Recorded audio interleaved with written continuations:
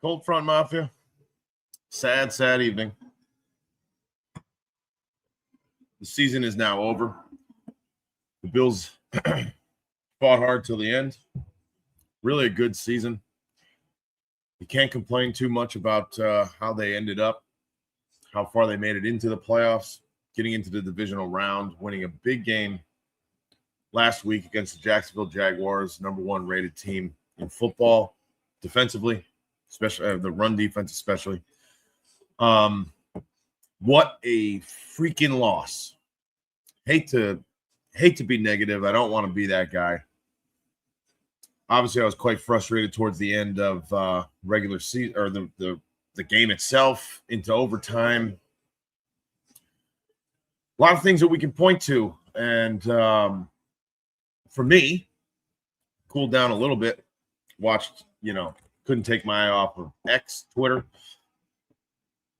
Seeing what all the highlights were, what everyone's takes on the game were. However, here's my deal, okay? Josh Allen had an absolutely atrocious football game. All right? He just did. You cannot argue that. Josh Allen had, I believe, 4 turnovers, 2 interceptions, 2 lost fumbles. James Cook had a horrible timed fumble that the Broncos received, created, if you will. Big hit on James Cook, knocked the ball out at an inopportune time. To me, it starts on the very first drive of the football game when the Bills kicked the ball off to the Denver Broncos. They allowed the Broncos to consistently drive the ball down the field. And once they got into the red zone, R.J. Harvey coughed the ball up. The Bills landed on the football. They had the turnover to where the Broncos, would end up with 0 points on that opening drive. And what happened? Offsides, inexplicable offsides, and Larry Ogunjobi. Right before that fumble that the Bills would have taken possession on. Again, Broncos would have come out of that drive with 0 points. Instead, they ended up with a field goal because Larry Ogunjobi jumped off sides by a minuscule amount, what seemed to be 4 or 5 inches. Didn't give him any additional advantage on that play, really, whatsoever. I'm not even sure what he was jumping off sides on. I don't know if it was audible, verbal coming from the quarterback. I think there was someone in motion, wide receiver in motion, looking like it might have been a quick handoff, timing handoff for an end around. Maybe that's what Larry Ogunjobi was assuming, and he was trying to jump that handoff to wreak some havoc by blowing through the line and causing a tackle for loss.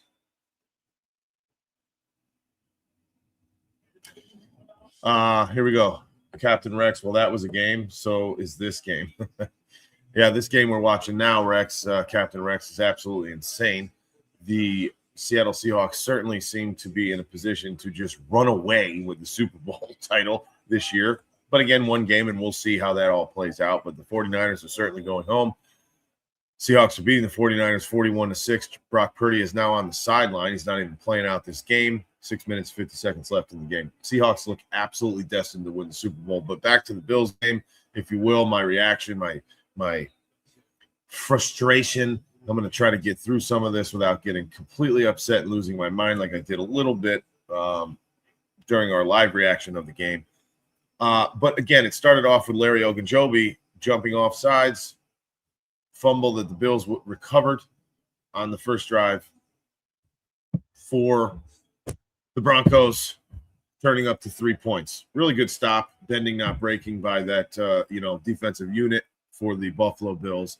But again, 3 points that should have been potentially 0 if he didn't hop forward across that neutral zone by 2 or 3 inches, maybe 5 inches. Then it would have been a turnover. Buffalo would have had the ball. So that's 3 points right there. All right. Set it up a 3-point game in overtime. That's 3. We're going to start there with 3. Then you have a few fumbles. James Cook then fumbles the football, gives the Broncos back the football, to which they score 7 points. The Buffalo Bills were on a drive to where this is after they scored their first touchdown. It was 7-3, I believe, at this moment in time. They were driving down the football field again. James Cook fumbles.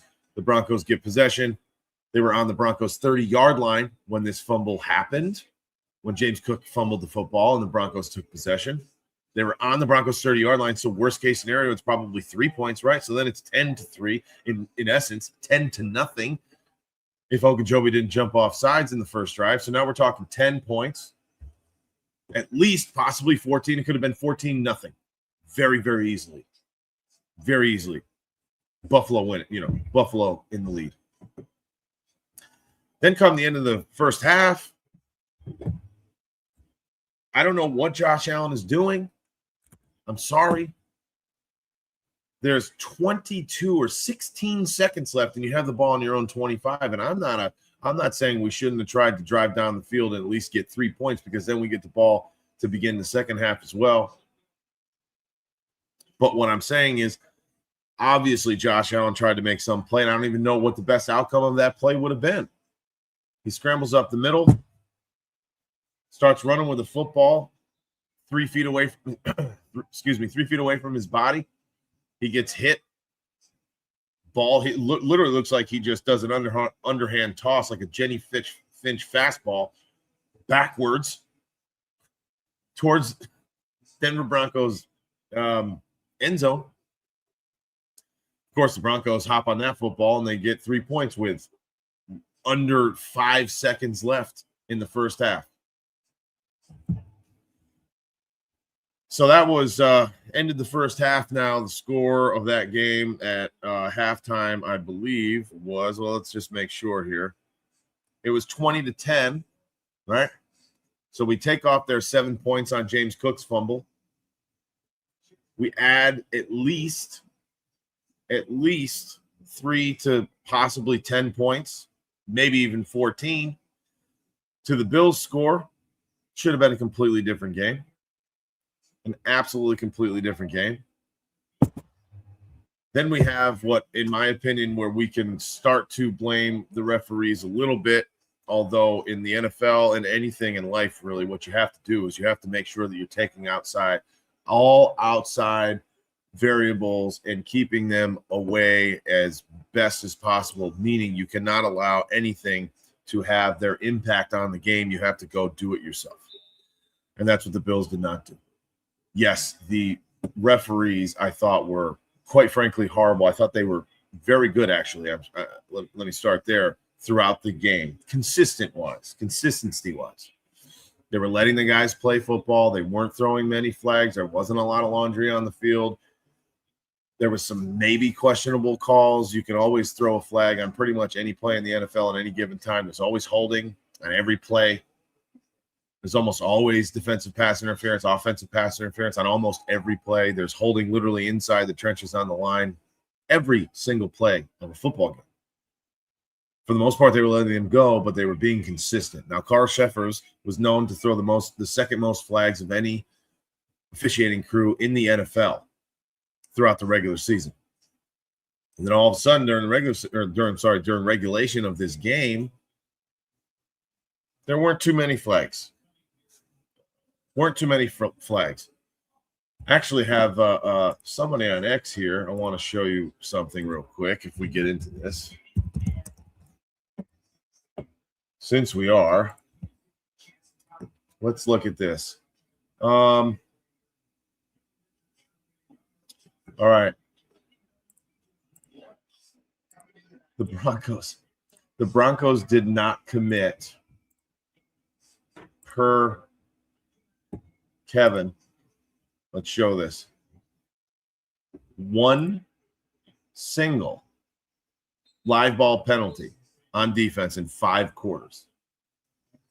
One holding it off is one delay of game, which was on purpose, and one clear offsides, and that's it on the Denver Broncos.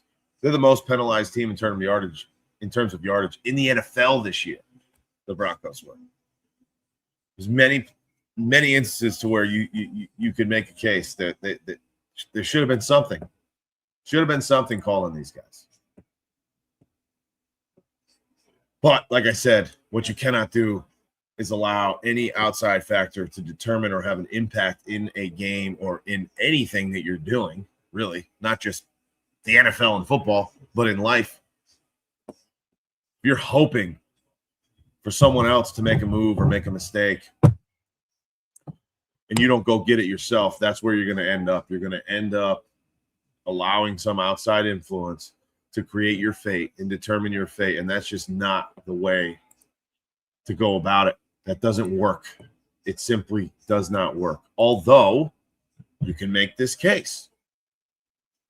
The most penalized team in the NFL, at least in terms of yardage, did not commit a live ball penalty in 5 quarters, 4 quarters plus overtime. That's a little insane to me.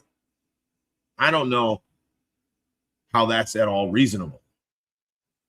But you allow the referees to make their stamp, and that's what happens. That game shouldn't have went to overtime is my point. Shouldn't have went to overtime. We can get upset, and I am upset. I think Brandon Cooks caught that football. I think he was down by contact with the cornerback or the safety, making contact with him clearly when he's on the ground with possession, in my opinion. Again, this is just my opinion. This is not just because I'm a Bills fan. I think that per the rules, I guess you could say potentially, even if you say that that's an interception, well, isn't the D-back down by contact then? I mean, he returned that ball from the 20-yard line up to the 40. I mean, I think he got 20-plus yards of a return. That didn't bode too well either. That's only one instance, right? That's only one thing. But again, you cannot allow any outside influence to determine your fate, and that's what the Buffalo Bills did. 5 turnovers, including the one we're talking about. Josh Allen also throws the ball deep earlier on in the game to Curtis Samuel, who just came off of the injured reserve, just came off the IR. Deep ball, he's running.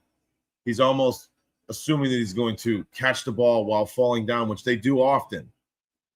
But while he's going away from the football, instead of going after the football to catch it at its highest point, while he's coming down to catch the football on the ground, that's when the defensive back was able to slip right in front of him, make a play on the ball. I thought it was a great play by the defensive back. But if he goes after that ball and tries to catch it at the highest point, does that ball get intercepted? At least batted down, maybe? I don't know. Was it a great ball by Josh Allen? Well, not really. Did Josh Allen miss Dawson Knox on that last drive, or on their second to last drive, I believe? I think it was 3rd and 10. Dawson Knox on a deep crossing pattern, more like a post pattern, overthrows him by a couple of yards on the 10-yard line. Probably would have been ball game. Was there a pass interference on Riley Moss in the corner? Right in front of the pylon in the end zone on the right-hand side earlier on as well. Got real handsy against Tre'Davious White. Against Brandon Cooks. Riley Moss has more pass interference penalties on him as an individual than anybody in the NFL this year. Not one on-ball penalty. Not one. A live ball penalty in 5 quarters. Listen, there's a lot to go around, but Josh Allen did not play a good football game overall. Josh Allen had his opportunities. I'm sick to say this. It hurts me to say this. It does. But Josh Allen had his opportunities, and I don't know when and if this will. I don't know. I don't know if he's ever going to get over it, to be honest with you. I don't know if he's going to get over it, to be honest with you. Here we go. Josh Allen, 25-39, 283, 3 touchdowns, 2 interceptions, 2 huge interceptions, of course. Bo Nix, I don't know, average game. 2 of these touchdowns were literally just launched up in the air. Go balls, 50-50 balls. Here's another thing for the Bills. Depth matters. They had an issue at safety coming into this week. They've had an issue at safety for the last month almost. Maxwell Hairston was also out. Savage and Jackson, 2 safeties that go in for 1 play each. 1 play each because they're banged up at safety. The Broncos did a phenomenal job. Kudos to the Broncos, Sean Payton and Bo Nix. They did a phenomenal job of attacking these safeties, these fourth and fifth string safeties, they were in for one play each. And on said play, they both gave up long touchdowns. Just jump balls. Bo Nix literally just threw the ball straight up in the air. His launch angle was unbelievable. Straight up in the air. Had no mustard on it. Again, I'm not calling out Bo Nix. I'm not saying he did anything wrong here. He just throws the ball up, and these safeties they got all tangled up. And they couldn't cover anybody. Reminded me a lot like last year for the Buffalo Bills against the Kansas City Chiefs on their exit game with Kyer Elam. They're banged up at cornerback. A deep depth chart cornerback goes in, and Kyer Elam last year against the Chiefs and got absolutely torn up. The Chiefs did a good job of attacking him. Same thing tonight. Twice. Two guys, one play each, I think. I don't believe that they were even on the field other than that. I got to double check their snap counts, but I don't believe that they were on the field more than those one play each where they both gave up relatively deep touchdowns. I mean, that's a problem. 26 yards to Mims. Oh, that's an issue. That's an issue, boys and girls. That's how you lose football games. You need depth when it comes to the playoffs, and you need not allow the referees to have their part in that game whatsoever. And did they? Absolutely they did. Is it the Bills' fault that they did? Absolutely it is. The Bills allowed the referees to take part in that game, and that's a shame. Chip Clark, welcome to Cancun. You guys played your Super Bowl last weekend in Jacksonville. Sure. Okay. Fair enough. I wouldn't call it a Super Bowl. I don't see how that's a Super Bowl. And if you're a Jaguars fan, well, then what does that mean for you? Did you play your Super Bowl in week 15 when you played the Broncos? I mean, I don't know what that means, but hey, listen, you're right. Welcome to Cancun. We're out. So is Jacksonville. We eliminated Jacksonville. But nevertheless, we're both now in the same situation. That is absolutely correct. And we are on to the offseason. How's that going to look? Well, if you're not subscribed, if you're not following us here, please do that immediately. Like this video and subscribe so you can get all your offseason updates on the Buffalo Bills and really anything NFL, but mainly Buffalo Bills. And that's what we're into. We're in offseason mode, obviously, already, which that stinks, right? That sucks. But there's nothing we can do about that anymore. It's over. Watching the post-game conferences at the end of the game, Josh Allen was obviously extremely emotional, crying up in his presser, saying that he felt that he let his teammates down, which then was followed up by Deion Dawkins getting emotional when he realized or when he was told that Josh Allen said that he felt that he left his teammates down. Deion Dawkins then got emotional. Brandon Cooks was getting emotional, saying that he wished that he could have done something to take the pressure off of Josh Allen's shoulders that he felt and that he always feels most likely at this point in his career to get Buffalo to the Super Bowl and get them a Super Bowl, being Josh Allen. He feels that it's all up to him, and quite honestly, it kind of is. So in this offseason, what do we do as a Bills organization? What are they going to do? Are they going to try to get Josh Allen some help in the wide receiver room? That's a huge question. It's been a huge question mark. I don't think that that's going away, and I think it's completely valid. The trade deadline was considered a bust by a bulk of Bills fans and Western New York. A complete and utter whiff and miss by Brandon Beane in the front office. A lot of Bills Mafia feels that way, the trade deadline. They were this close, and they had the ability to get Jalen Waddle, a true wide receiver one, which is what a lot of people were looking for. The Dolphins said, apparently it came out, that the Bills were willing to give up a first-round pick for Jalen Waddle in 2027, not this next year, but 2 years from now. And the Dolphins said, no, but we'll do that trade for a first-rounder next year. And then Brandon Beane said no. That's apparently how it went down. And like I said, a lot of Bills Mafia is upset with Brandon Beane in the front office for making that decision and not going after Waddle. I personally believe that there's still a very good chance that Jalen Waddle becomes a Buffalo Bill this offseason, especially now since the breakdown and the the rebuild that Miami is going through, fire their GM, fire their head coach. I even think that there's a potential shot that Mike McDaniel is the offensive coordinator of the Buffalo Bills. I'm just throwing things out there. Offseason literally just started about 3 hours ago, but I'm just throwing things out there. I think that's a possibility. We'll see what happens with Joe Brady. He does have head coaching interviews lined up. I don't know that he'll prove enough.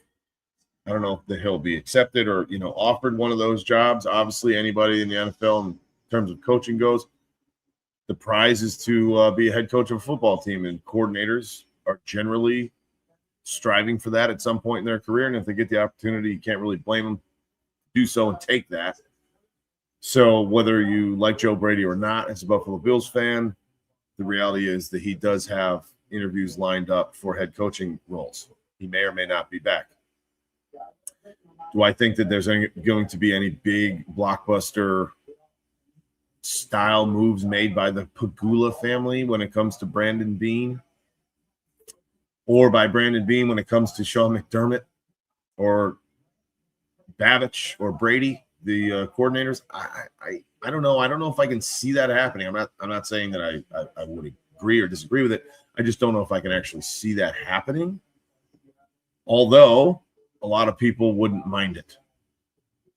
I get it. I don't feel that this is it's just me now. I don't feel that this is a Sean McDermott issue, and I do not feel that this is either one of the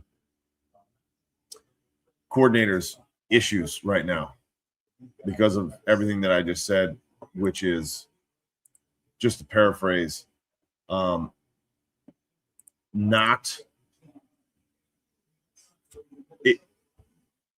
Bills beat themselves.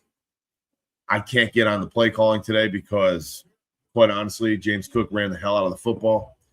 I thought that if we were able to get those 5 yards per carry, like we were all day, that we would have had I don't want to say easy, but we had the path to a victory regardless. And looking back on it, to be honest, we did. We had the path to the victory. The Bills, I don't want to say easy, but it was there. It was drawn out. And if they didn't shoot themselves in the foot with 5 freaking turnovers, then my word, it would have been a W, and we'd be talking totally different right now. And that's the point, regardless of what the refs did. And that's where I have an issue. Regardless of what the refs did and what happened with the referees. 5 turnovers, you shouldn't be in a position. Consider yourself lucky at the end of the game to be in a position to even get it into overtime. Now, that has something to do with Josh Allen, no question. That has something to do with that roster. That has something to do with the defense stepping up. I think the defense played really well tonight. I'm sorry to say it. For those who think that we shouldn't give up 33 points, I mean, you're right. But when you give up 5 freaking turnovers, what is your defense supposed to do? What is your defense supposed to do? They did get a big interception. They did get big 3-and-outs and punts from the Denver Broncos multiple times. Quite honestly, the reality is the Bills did not punt the football once tonight. 5 turnovers and 6 scores. How crazy is that? They did not turn the ball over. They did not punt a single time this evening. So I don't think, again, that we can really blame the play calling. I don't think that we can blame much of anything with the exception of execution. 5-1 in the turnover battle. That's just not going to win you football games. Not going to win you football games. The fact that they even had an opportunity towards the end of the game, they should consider themselves extremely, I don't want to say lucky, but as a fan, we were lucky to be there come the end of the game. Exactly, beat themselves with turnovers. Yes, Reginald Johnson, you're 100% correct. How do you expect to win games turning the ball over 5 times? And again, I hate saying this. I'm not blaming him. But Josh Allen, that was a rough one. That was a rough one. And at the end of the day, Josh Allen, if he made just one extra play, one extra throw, or just simply, if he didn't fumble that football towards the end of the first half, there's 3 points. Does that game even go into overtime? Or do the Bills win the football game?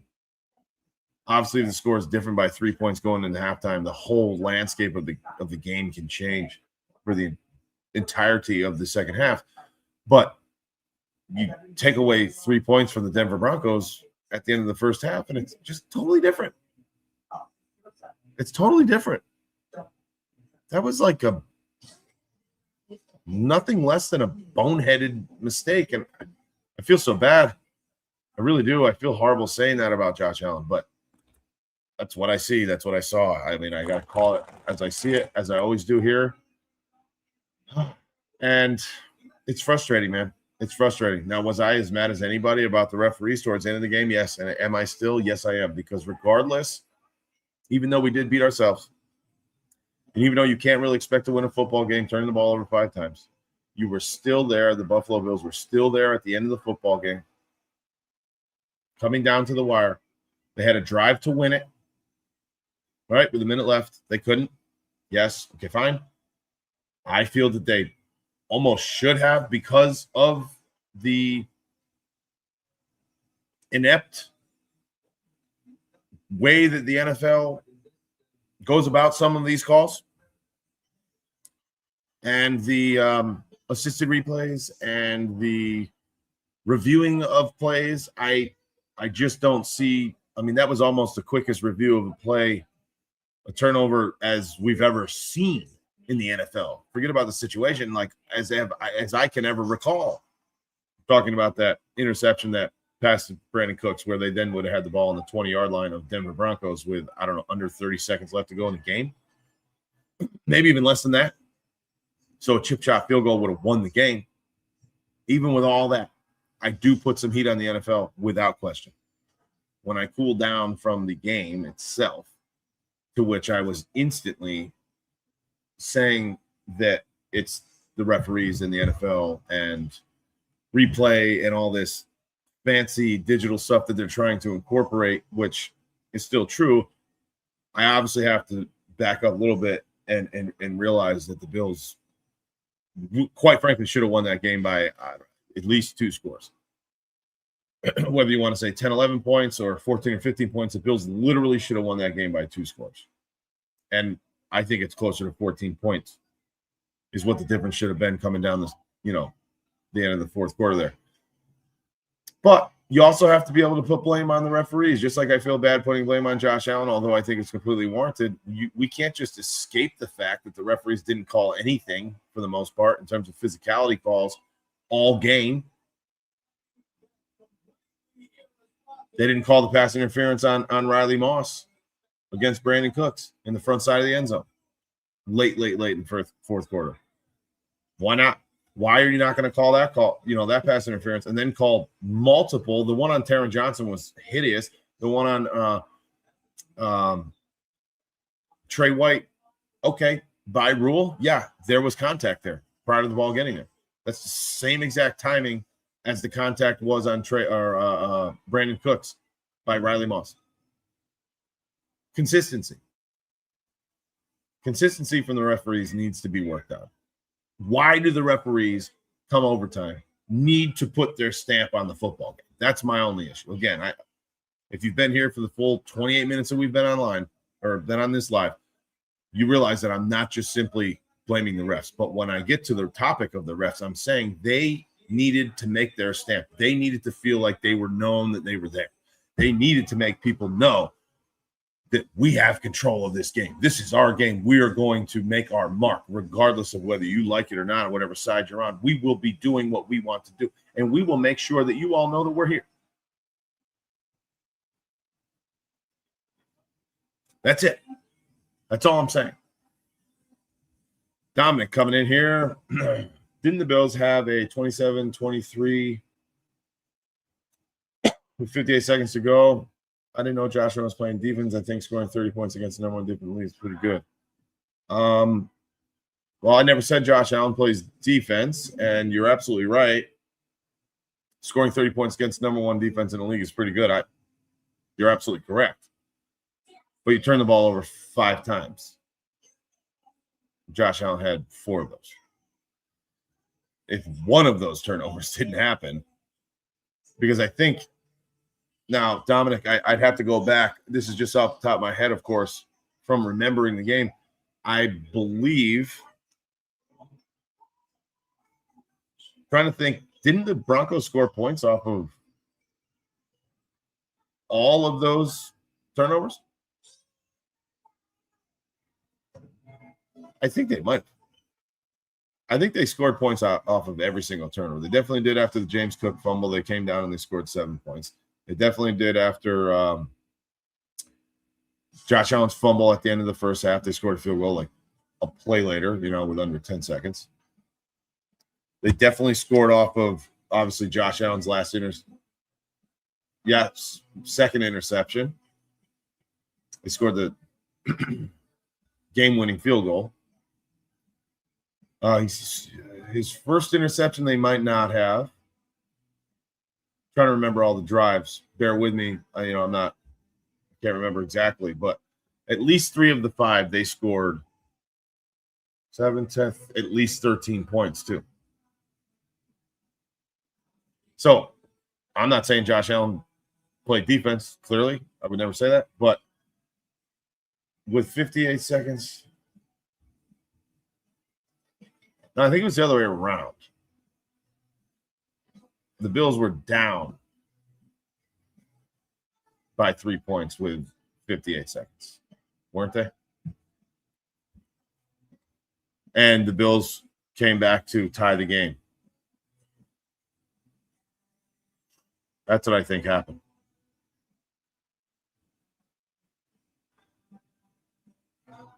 "55 seconds, Bills get the ball." Yes, that's when Prater kicked the 50-yard field goal. So the Bills were down by 3 when they got the ball with 55 seconds left.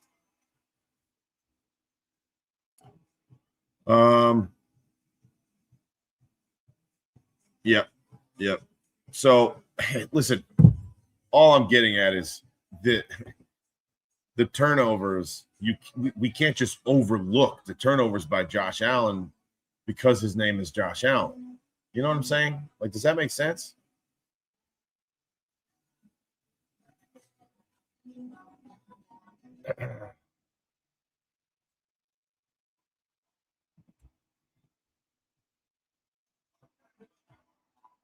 Dominic coming in back here.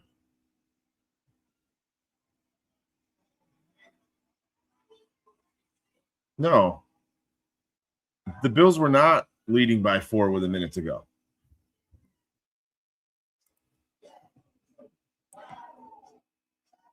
No, the Bills.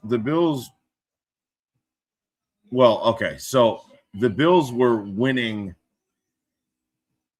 They went up, I think, by 4. And when they kicked that field goal to go up by 4, there was 4 minutes and 14 seconds left in the game.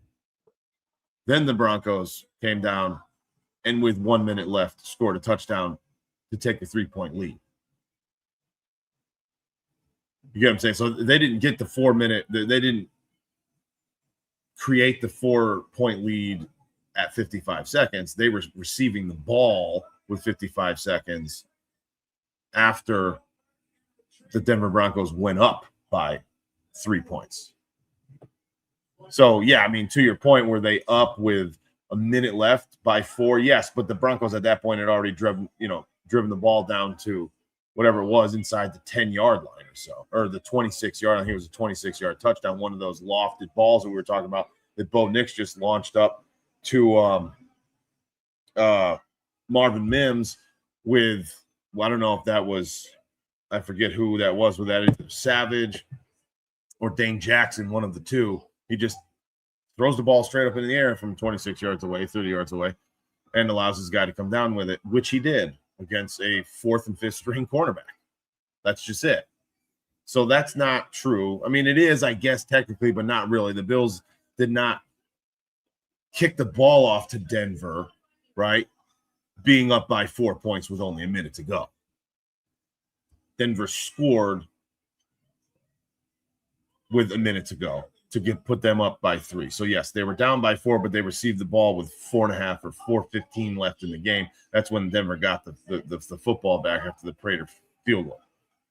And then their 3-minute drive, then they capped that off with a touchdown. What, again, terrible. Yeah, terrible.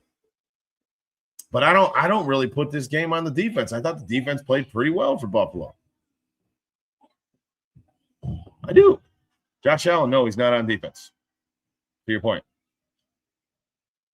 He is not on defense. But my word, he I don't know. I feel like he's doing pretty well. Doing pretty well. I'm sorry. I'm feeling like he didn't play very well. 4 turnovers. How was that playing well? And inopportune also. That's the biggest issue. Inopportune turnovers. Horrible time. Horrible time for those turnovers. So we can say what we would like, right, about whose fault it is. What's going to happen moving forward is the question. Now, we got to move on. I mean, we can talk about this forever, and I'm sure we'll talk about this more for days and days and days to go. But what's going to happen moving forward? Dominic, again, Cooks was a catch, game over. I'm with you. As far as that is concerned, Dominic, I am literally 100% with you, and I would love the NFL to give me, because I'm sure they're listening, give me an explanation of 2 things. A, yes, I'd love to know why that was not given any additional time to review, and how does the outcome come the way that it did. The call on the field, first of all, was a little bogus. How you can see that in real time, I don't know. And then once you get your replay, right, and you get your additional time to review this play, slow-mo, different angles, zoomed in, this, that, and the other thing, that's where I really have an issue. So my secondary question to that is, how are these replays and these reviews working? Who's determining who has the final say? Who has the final say? Is it the referee? Is it Carl Shepard? Is it some guy in a room in New York? Is it the assisted replay team and group? That's what it seems like. But when do they come into play? When do they get involved? Who decides if they get involved? I went on a little bit of a rant earlier this week or last week, I believe. I just want to know, where does the assisted replay come from? Sean McDermott nor Sean Payton were allowed to throw challenges in overtime because of these rules. Why not? Why not? I don't think that if you ask people across the league, I would venture to say that the majority of them, a big bulk of the NFL, is not too happy with assisted replay and these ideas of what assisted replay is and who's determining what and when they get involved and what are they using and what are they. For the most part, they're just taking the side of the referees on the field. Is it to have their back and not want to embarrass them, or not want the referee to then have to go back out to the public and the 20 million people that are watching the football game on television and show them that they were inept at their job and they were wrong? Like, I don't know. Is that the take? Because I'll tell you what, Angel Hernandez in Major League Baseball, probably one of the worst umpires to ever roam the face of the planet, has been embarrassed time and time and time again by challenges from teams, relooking at plays on out or safe calls at first base. I think there was one single game that he literally had to call someone out or safe, right, at first base. He was a first base umpire. And 4 or 5 replays had his calls overturned in the same damn game. It was like, it's on a loop. You can find it on like a short on YouTube or TikTok. You can type in Aaron Hernandez, replay overturned. He literally had 5 of these things in the same game. Bang, bang, bang, bang. But he couldn't get a call right. He was flipping a coin. He couldn't get it right. If you just say safe every single time, you would think that majority of the time maybe you'll get it right, or at least 50% of the time. The man couldn't get anything right. He had a very bad career, in my opinion, but this was just one horrific game of his. And nothing stopped replay from embarrassing him instead of in front of 50,000 people in the stadium 5 times for the same thing that he was incorrect with. Same game. So if that's what it is, although no one would ever admit that, even if it is part of it, keeping the guys safe from embarrassment, in front of millions of people on television. I don't know what it is. When do they get involved? Who decides that they're involved? Who is it, actually, that's making the decision? Is it one person? Who is that person? I don't like it. And I don't think that many people will, to be honest with you. If they were polled, I hope in the offseason that the NFL gets their stuff together on this replay nonsense and really figures it the heck out. Israel Valencia, the second half of the Broncos scored 10 points. The defense played great. Yeah, I agree. I mean, I think they showed a graphic during the game that at one point in the second half, Bo Nix was like 2 for 7, 10 yards. 2 batted balls and an interception or something like it. He wasn't great.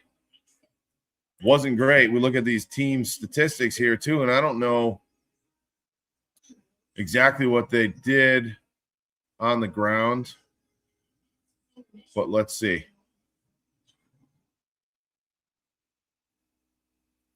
So the Broncos ran for 70 yards as a team. And in the first half, first quarter, they pretty decent. So they basically shut them down. 5.1 yards per carry for the Bills with 183 rush yards total, and 3.2 yards a carry, 70 yards total for the Broncos. Buffalo, 10 for 15 on third down. Jeez, their offense. Denver, 8 for 16. And, man, it's just – you can't make this stuff up. You can't make it up. The Bills killed themselves. The Bills had 40 minutes and 58 seconds time of possession. This is including overtime versus 29 minutes and 18 seconds for the Broncos. The Bills beat themselves. That's just what it is. The Bills beat themselves. The Broncos didn't play horribly, but they did not play good enough to win that game if it weren't for the Bills imploding. Tell me if I'm wrong. I don't know that I'd be able to hear a case that tells me that I'm wrong. The Bills beat themselves, and the Broncos did not necessarily play good enough to beat the Bills and win that game if it weren't for the Bills just imploding and giving the ball away, particularly the 3 lost fumbles. Second half of the Broncos. Dominic, so stop calling it a turnover. It was robbery. Okay. I mean, Dominic, I'm agreeing with you, brother. I promise. But in the box score, and at the end of the day, and according to the NFL, it was a turnover. I'm with you. I thought it was robbery as well, but it's a turnover. Unfortunately.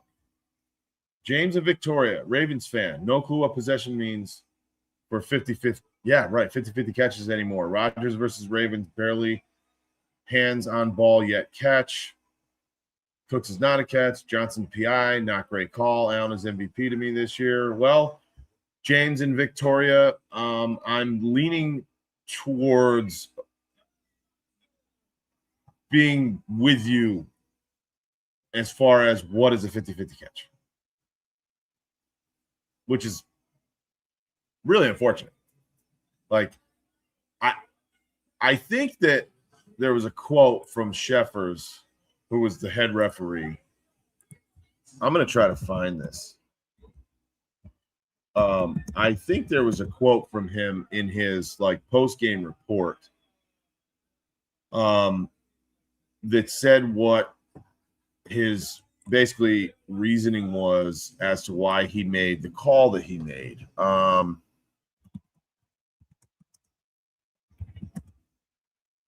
But I don't know if I'm going to be able to find it that quickly. I will continue to try to look here when we talk, and I'll pull it up and show you guys if I can find it, which I hope that I can. I will say last week there were 2 balls in the wild card round. One was Brandon Cooks, which I know that I can show you because I have it on my profile here. I shared this photo last week on X. I'm going to find it. Of Brandon Cooks's red glove sticking out quite blatantly, in my opinion. It's going to take us a while to scroll down here. Okay, so here's a photo. I'm going to try to zoom in here to show you guys. That is a photo of last week. They ruled that incomplete. Now, this isn't necessarily a 50-50 thing. The defender, obviously the defender's hands are not on this ball. But the NFL and the officiating crew ruled that an incomplete. They said that ball's on the ground. I mean, you can literally see it's a red glove. If it was a black glove with all that shade, and bodies, football, dark up against the football, I can see not really being able to tell. But that's a red glove. It's almost like a damn highlighter down there, underneath, cupping the football, in between the football and the ground. Okay, they called that incomplete. Then there was a photo of, I forget which game it was. It was another game last week in the wild card weekend. I don't know if I'll be able to find it. That showed almost the same type of play, like a sliding catch. The ball literally laying on the ground, pinned on the ground from another receiver, chest, ground, ball, chest, ground, chest, ground. No hand underneath the damn thing. Nothing stopping the ball from hitting the ground, like that big old red glove that we just showed you. And they called it a catch for this other receiver. So that was painful to see as well. So to your point, James and Victoria, I don't know sometimes what a catch is either. That wasn't a 50-50 example. Tonight was, clearly. It's just hard. In the NFL, even though they might take the stance, it's not our job to ensure that the fans, the people watching football, know what a catch is. We need to make sure that the teams do. Well, okay, to some extent I can agree with you. But if it wasn't for us fans watching your sport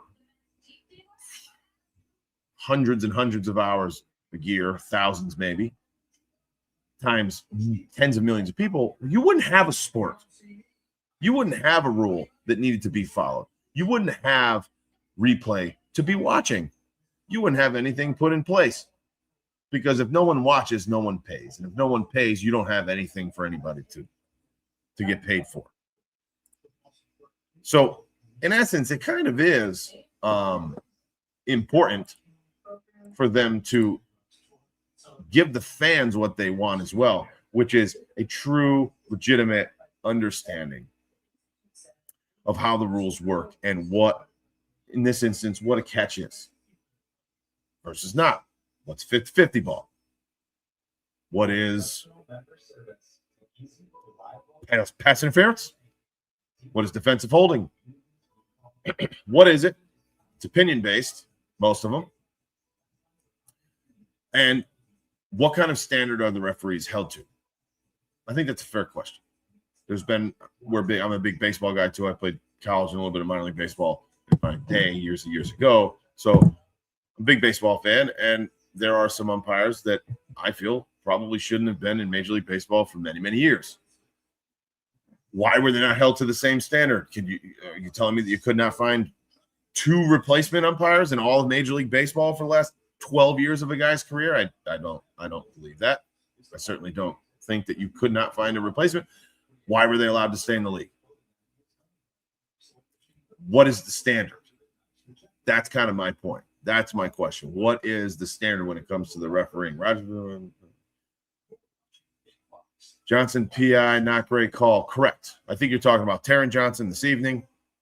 I actually agree with you. You could certainly make the case that Trey White was pass interference on the very last play before the kick. Allen, MVP this year. Unfortunately, James and Victoria, although I appreciate you, I don't think Josh Allen is – unfortunately, I don't think he's anywhere close to the MVP this year. I think he had a pretty very good season overall. And in if it were anybody else, it'd be a great season. I think it's relatively average for him. His turnovers were way up compared to the years past. In my opinion, Matthew Stafford's the MVP of the NFL. Ridiculous season from him. Josh Allen doesn't have much help, of course. We know that, but Devin Army, bye-bye Bills. Okay, yep, bye-bye. Devin, who's your team? Who are you a fan of? Are we bitching about the refs? Well, Devin, if you've been here since the beginning, which you obviously haven't, yeah, there's a lot of things that have come up, and we've talked about refs, and we've talked about Josh Allen, and we've talked about James Cook, and we've talked about their potential lack of help in the wide receiving room. We've talked about their defense. We've talked about a lot of things. But one thing that came up was obviously the referees, because there were some calls that were, quite frankly, bad. And if you are a Broncos fan, which is what you're saying you are, good for you. Congratulations. I wish you guys the best. And I feel really bad that Bo Nix will not be playing for the rest of the year. If I'm being honest, that sucks. I don't like to see that for anybody. But if, yeah, I would be too. You're sick to your stomach about Bo. I would be too. But if you're coming in here with that kind of attitude, I would hope that you at least have enough football acumen to realize and be able to admit the fact that the referees certainly played a part in tonight's game, and they showed up in overtime when they weren't around the entire game. They wanted the attention. Bottom line. And if you can make argument for every single play in the NFL that there is some fashion of a penalty on every single play, and I say that almost every week, it seems like, when I get on here. But you cannot just decide to implement your power in overtime and overtime only. I mean, that's crazy. Marquez, done. Josh Allen was mid in this game. I agree. I mean, if you look at his box score only, 25-39 for 283, 3 touchdowns and 2 picks, and then 12 carries for 66 yards. You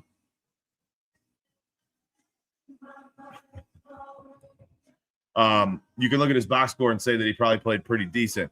However, his fumbles were atrocious, and interceptions just as bad. It was not good. Not good at all.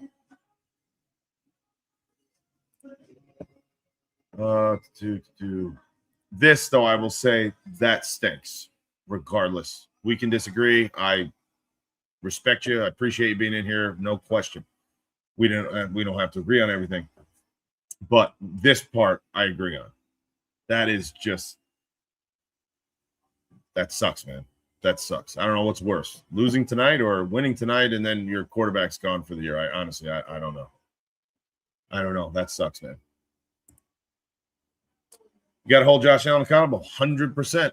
And that's what we're kind of doing right now, and that's exactly what I'm saying. I think he played pretty poorly, and he's the top dog. He makes $55-ish million per year. He should not be free of any criticism just because of who he is. We love Josh. Okay. A lot of people do, because he is a good guy too. He's not off the field trouble. He's all in all around great human being, and he's obviously fantastic at the game of football. Carr, big win 36. Carr. Well, big win. I'm not sure what that means. Help me out there. I disagree. I think the refs wanted Josh to succeed, as he was the last NFL hopeful in the playoffs. So you think, Devin, do you think that the refs were in the favor of Josh Allen? If they were on a side tonight, you think they were in the favor of Josh Allen? I mean, I don't know about that. I'm not saying that they wanted the Broncos to win, but I will say that after the game, I'm thinking to myself, man, it really looks to me as if the NFL really doesn't want Buffalo getting to the Super Bowl anytime soon.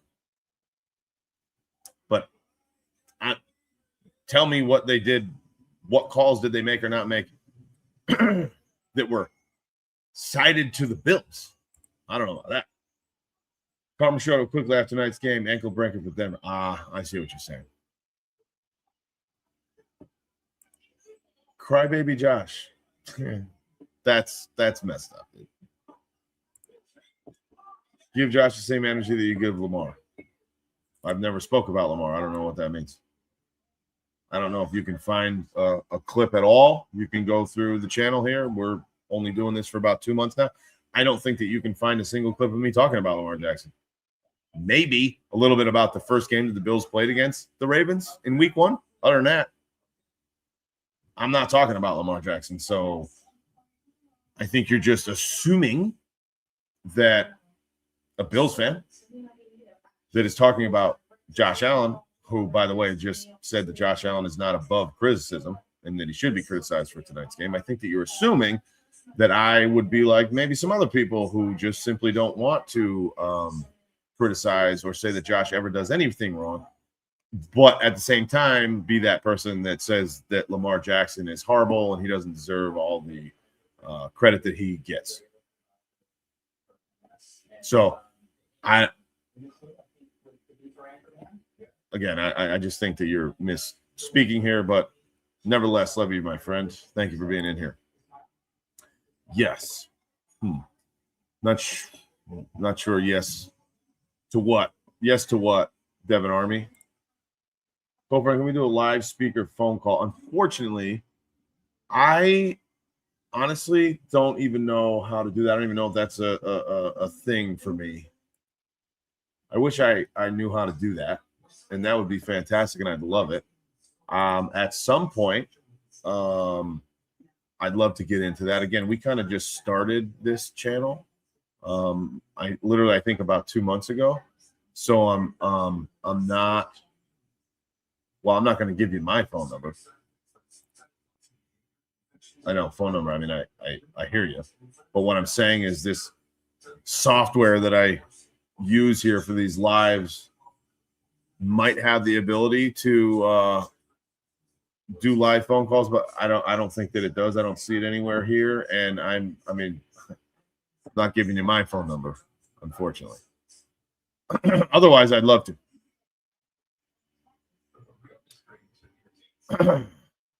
Maybe I can give you mine and you can call. Well, I don't really want to be calling someone on their personal cell phone if there was some kind of secure line or a way to get guests in via phone line. I would be more than happy to do that. But you know what, Devin? I tell you what. If you hang around this channel, which you might not because you're a Broncos fan, which I understand, I will look into figuring out how to do that, because actually a friend of mine who I go on his live show every Wednesday, once a week, he does do that from time to time, these live call-ins. And if I can figure out how to get that done, I most certainly will. And I think it's a good idea. And it's nothing against you. I'd love to literally have the conversation that you're wanting to have. The only reason I'm saying this is because I don't have the capability to do that. And personal cell phones is not something that I don't want your number, and I don't want you to have mine. I hope you can understand that, just for privacy reasons. Mimi 100. Greetings from Washington State. Wow, Buffalo's my hometown. Just sub to your channel. Oh, well, thank you. Thank you, Mimi. That's a heck of a trek for you, starting out in Buffalo and ending up in the state of Washington. How long ago or how long did you live in the Buffalo area versus when you moved out? That's crazy. Other side of the country. Dang. Well, I appreciate you. Thank you so much.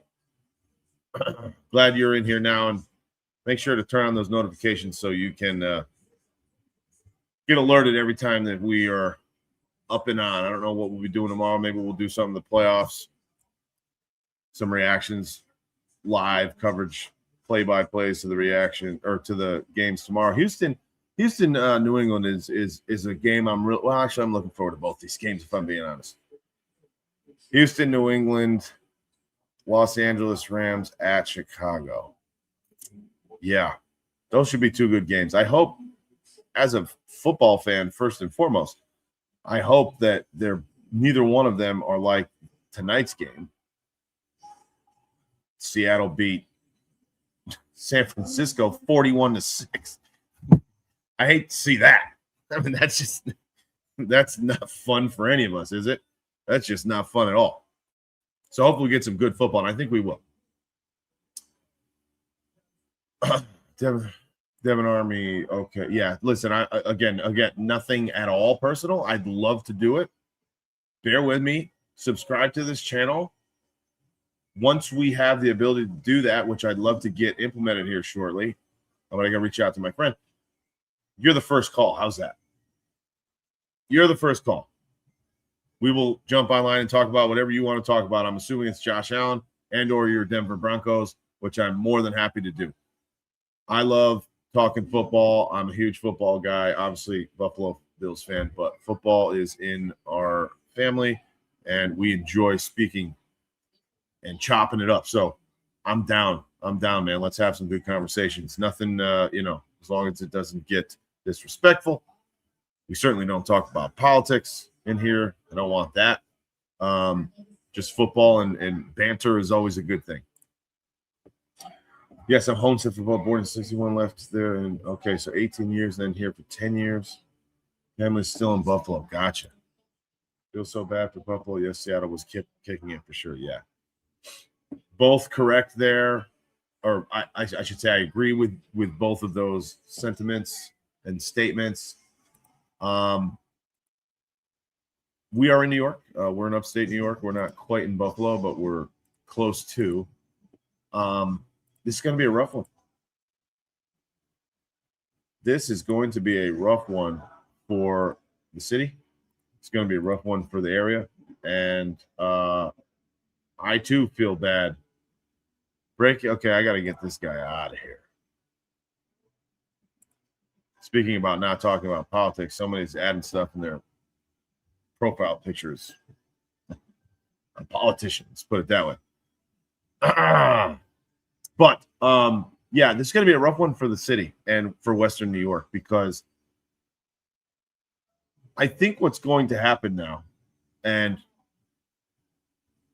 I feel kind of bad saying this, but I think what's going to happen is what's really starting to get into the heads of Buffalo Bills fans, and I think it might even trickle down to some of these players and maybe even the front office and or the Pagula family, the owners. They might be thinking now, we are cursed.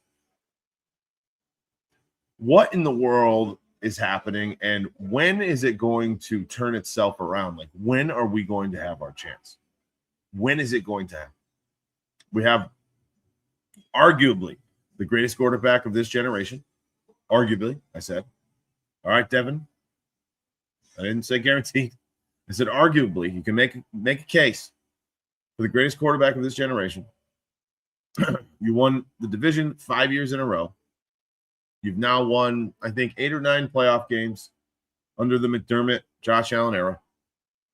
And you haven't even made it, let alone won one. You haven't even made it to the Super Bowl. And whether you're a Bills fan or not, the way that you've gone out in the last few years has been heartbreaking. You haven't just lost like the 49ers just did, 41-6. You haven't gotten absolutely destroyed.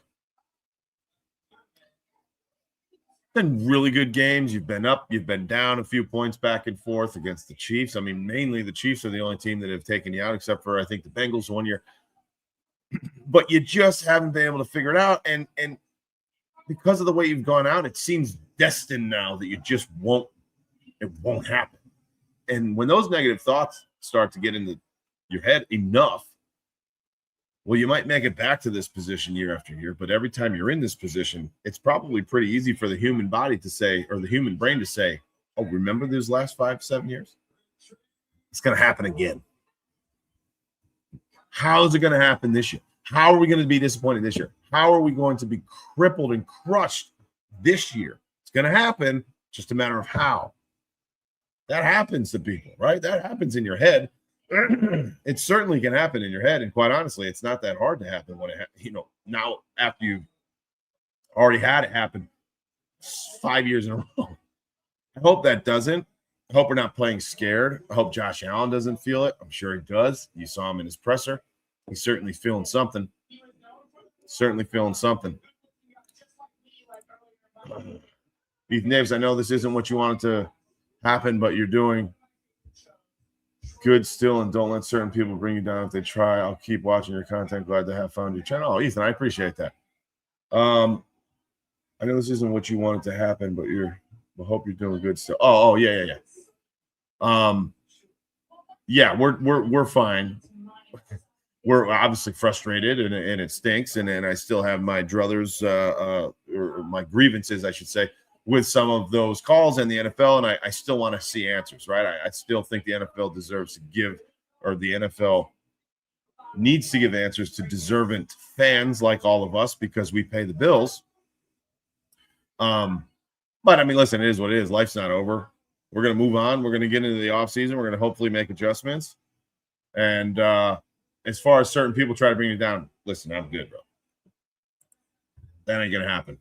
That's not going to happen. We're loving this. We're having fun. So I appreciate you, Ethan. Thank you, as always. Yes, it does. Exactly. What's your name? My name is Cold Front. First name is Dustin. Warrior, the team is cursed. This is what I'm saying, Warrior. I'm saying I think that people might actually start to, with this one, because of the way that it went down, I think people might actually start to feel that way. If they haven't already, I think it'll be more and more as time goes. Tonight, it's already, people are probably had X amount of drinks, or they're sleeping, or whatever. Tomorrow, once they see, especially from social media, I mean, if you go on X right now, the amount of reasons that are out of the Bills' control that they lost a football game, you can see 100 of them in 10 seconds. 10 seconds. So because of that, people are going to go absolutely ludicrous tomorrow, I feel. And I'm as frustrated as anybody. I just tried to cool off after the game a bit and try to really take it in and then make an educated decision in terms of my take on what happened throughout that game, which was what we tried to do here in the beginning of this post-game reaction. That's it for the winner, right? Based on the contracts and cap. Well, B-Babe, Baby B. Woo. That's a tough one. I'm never going to say the window is closed when you have Josh Allen under center. No, literally not going to happen. But the salary cap is an issue, and we have some key components on the roster that are due some money. And I'm going to go into all this in a later video in the upcoming weeks, and try to really break down some of the salaries and what they mean and when they can hurt versus when we can get out of them, how we can get out of them, or who are we going to extend, who are we going to actually pay. There's a couple people on the offensive line that are going to be due some big money here soon.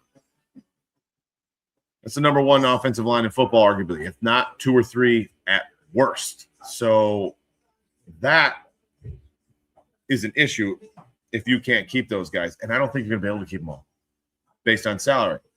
And we're so close to the cap with a couple of these offseason extension. Like, let's be real here. Let's be real. Is Terrell Bernard looking like a good extension during the offseason of 4 years? I believe it was $80 million.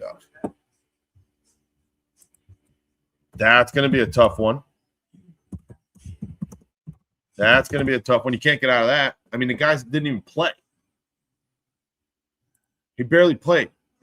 4 years, $42 million. I'm sorry. So that's a tough contract to swallow. You can make the case that Groot, his extension, was somewhat feasible. I think he ended up with 7 or 8 sacks this year. I think it was 8. He started to kind of show up here towards the end of the year. You can make that argument. Terrell Bernard, to me, not a good sign, not a good extension. Always hurt. And when he wasn't hurt, one of the worst tacklers on the football team. Groot, I think, was 4 years, $80 million. You also have to figure out your safety room because, again, let's be honest, it's Jordan Poyer, who was such an integral part to get Cole Bishop up to the level that he had played at this year. Yeah, Greg Rousseau was 4-year, $80 million. So that's it's a sizable contract. Although I'd like to keep Greg Rousseau around for sure. For sure. One of the top, if not the top rated by PFF defensive ends in football when it comes to rush defense. Didn't get to that 10-12 sack mark, which we'd love to see. But with the injuries that we had this year on that defensive front, second line, and backfield all over the place, I thought he produced pretty nicely. I mean, Eddie Oliver came back tonight, didn't play that many snaps. I think he kind of re-hurt himself. I don't know what the deal is. We got to look into that during the offseason. If Eddie Oliver played all year, that's a different defensive line, my friends. Different defensive line. And when somebody in the interior of the line playing alongside of Deanne Walker and or TJ Sanders, that opens up your defensive end. So that opens up Greg Rousseau with a much more distinct ability or possibility of getting 10-plus sacks next year, or what would have been this year if Eddie Oliver played all year. Joey Bosa probably would have had better. Joey Bosa started out the year pretty hot, kind of that middle of the season, got real hot, missed a lot of tackles, missed sacks as well, over-pursued a lot in the run game. We saw that this evening. There's a couple of scary contracts, and we still have a wide receiver room of not much talent. That's scary to me. And we're going to get into that. So Baby B. If you're not subscribed, please do put on your notifications, because of the fact that in the next couple of weeks, we're absolutely going to be getting into contracts, roster spots, cap space hits, seeing what coaching staff changes will be made, what front office changes will be made, who we should attack on the draft. We're going to get into all that. We're not going to just give it up because the season's over, right? We're going to be working on next year. We just started, like I said, a few months ago, but this will be our first offseason on this channel, showing everything that we feel will, should, and what actually does happen. Valencia, the Bills scored 30 points to the number one defense. Never had a punt. You're absolutely right. 6 scoring drives, 5 turnovers, 11 total possessions, 0 punts, loss in overtime. Good to meet you, Tessa. Good to meet you. I can't believe that Josh didn't stay down with the ball when he had it. And then he tossed it backwards to someone. You're talking about the fumble at the end of the first half. I honestly, if I'm being honest, Mimi, I don't think that he was tossing it to anyone. I think he just simply did not secure the football when he was about to be hit, and he got smacked in the arm that the ball was in, and it just caused it to go in a direction that then happened to be away from the line of scrimmage, or the direction that the Bills were going, at least. So it just sent that thing backwards. I mean, honestly, if he fumbled the ball basically right where he got tackled, and they landed on the football right there, I don't think they would have got that field goal. I think that additional, whatever it was, 10 or 12 yards that it got launched closer to the field goal that they were going for, the end zone there in their direction, is what put them in the field goal range. That's why it was such a bad mistake on Josh's part. The timing could not have been worse. And there was 16 seconds left to start that play. Where were you going? Were you going to break 15 tackles out of 11 men and run the ball 75 yards for a touchdown? I mean, we've seen you do some pretty stupid things, right? Some pretty crazy things in a good way, Josh Allen. That was not the one. You were not doing that there. That's what it's like, dude. Like, what? What? You literally, yes, what looked like threw the ball backwards, gave them 12 extra yards, and they immediately kicked the field goal at the end of the first half. Like, I mean, come on, man. That's 3 points. It could be the deciding 3 points in that game. Biggest adjustments needed to be made at wide receiver and defensive line, not getting enough pressure sacks and opposing quarterbacks. Okay, yes, we were just talking about that a little with Greg Rousseau, Joey Bosa.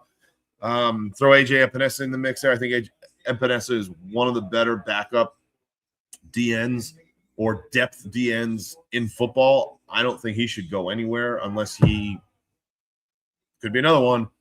Has proven himself now to be able to deserve and absorb a pretty large contract. We don't have extra money to give dang near anybody. Okay, that's going to just kind of be the teaser to our videos coming up here in the next few weeks. There's like no extra money. The salary cap will probably go up another 20 million or so for next year, like it almost always does year after year.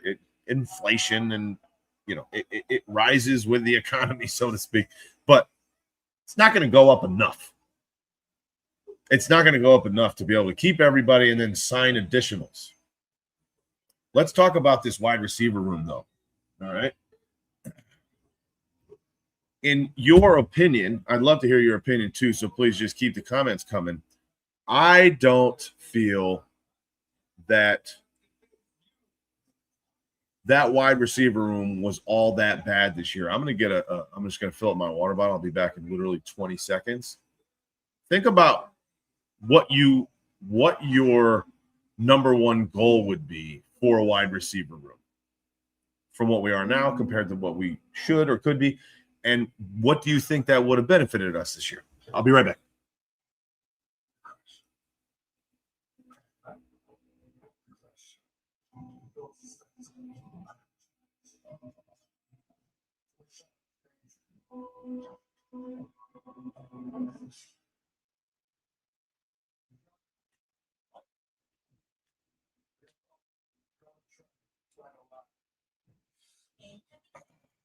Sorry about that. So while you were thinking about that, I'm going to give you real quick my thoughts on the wide receiver room. First of all, the late injuries were horrible. I don't know that they really played a difference in tonight's game between Terrell Shavers and Gabe Davis, going down both with ACL tears from last week's game against Jaguars. I don't know that the outcome would have been different tonight if they were both or one of them were active. But my take is this. We had the best rush offense in football. I don't know where we ended up, but I think it's top 3 at least in yards after catch in football. The best offensive line in football. And arguably the best quarterback. I don't know what a true number one wide receiver would have done depending on who that person is. That's me. I'm not saying I'm right, okay? I'm saying that's my opinion. That's all that it is. But I think it's very easy for when the Bills do well and they throw up 30 points a game because they average 28.5 points a game. I think it was 1 point off of what they averaged last year, maybe. That's an MVP year for Josh Allen. They still scored the same amount of points with this wide receiver crew that did last year. And they might have scored 2 more points when they had Stephen Diggs. So instead of 28.5, it might have been 30. Which basically led football almost all year. And I know we get frustrated with the play calling, and I know we get frustrated with the bubble screens and the wide receiver screen and the wheel or flare patterns to our running backs in the flats on 3rd and 10, which I can live without those. But, in that situation. But at the end of the day, we're one of the top 5 teams in football with 3rd down conversions, I believe. The best team in yard after catch, top 3. I don't have all the next-gen stats in front of me. Top 2 or 3 in points per game. Josh Allen had one of the better completion percentages of his career. He threw for just about the same, if not even a smidgen more pass yards from last year. I don't know if I'm really upset by the wide receiver corps. You also have the best trio of tight ends in the NFL. Dalton Kincaid, Dawson Knox, and Jackson Holmes. If you had a Jackson Smith and Jigba or a Justin Jefferson, Jamar Chase, they're going to make any team better, right? They're going to make any team that they get on will be better suited, more dangerous, and probably more consistent. But at the end of the day, there's only X amount of dollars that can be spent because we're in a salary cap league. I mean, think about this. If it weren't salary cap and it were like baseball, do you not think Quite honestly, the Jacksonville Jaguars might have the best roster in football by a long shot if there was no salary cap, because their owner is worth Lord knows how much money. I think he's one of the richest owners of all in the NFL. I can tell you one thing, the Buffalo Bills would probably be one of the worst teams in the NFL. And we probably wouldn't have Josh Allen right now because somebody would pay him $100 million a year.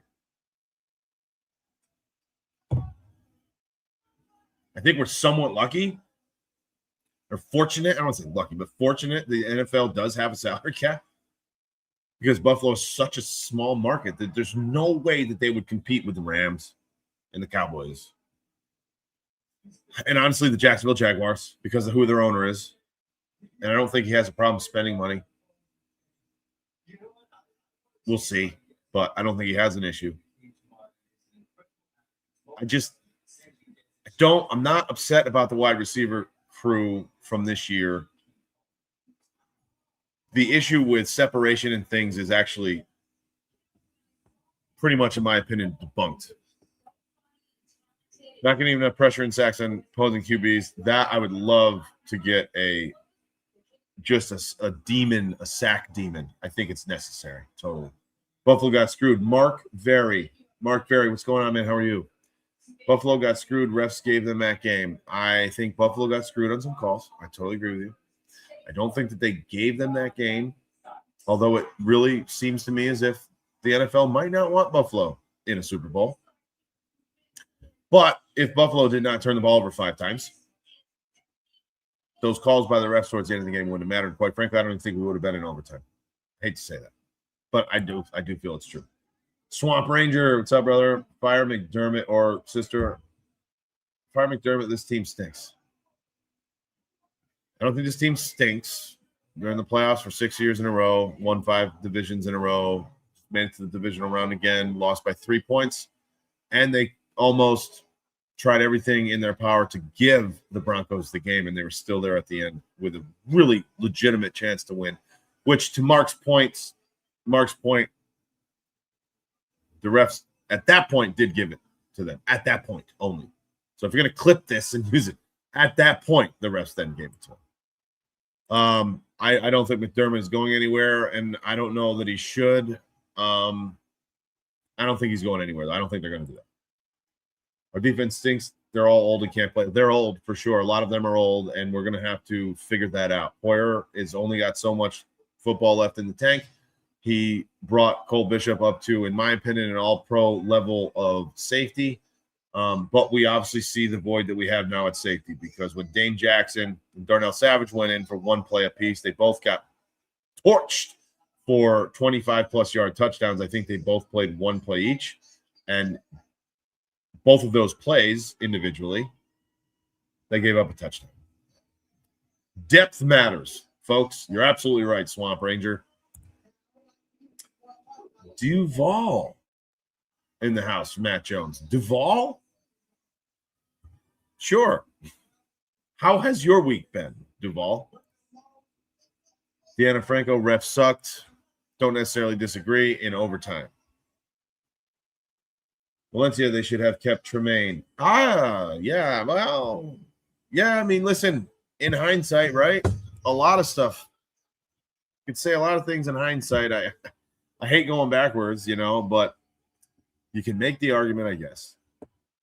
Fluffy Dingo, there is a 5-year rule with head coach and quarterback tandems. If they don't win a Super Bowl in 5 years, they will never win one. The rule has never been broken. Fluffy Dingo. Is that real?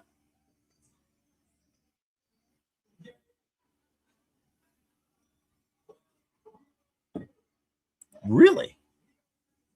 No quarterback head coach tandem has won a Super Bowl past the 5-year mark if they didn't win one within the first 5 years. Is that what I'm hearing from you? Wow. Not that I think you're lying, but I don't know that I've ever realized that or heard that. Aaron Rodgers, Mike McCarthy? Was that within 5? Wow, that's crazy. I gotta look that up. Bills garbage. Okay, Matt Jones. Duval, are they any better? Raymond Ostrander, Vegas made sure they would lose by the calls. Oh man, you can. I guess you can make the reference and run with that. And I'm not. There's a lot of things that you can make some severe evidence make that look real, but I'm not. I don't know. I don't think I'm. I don't know.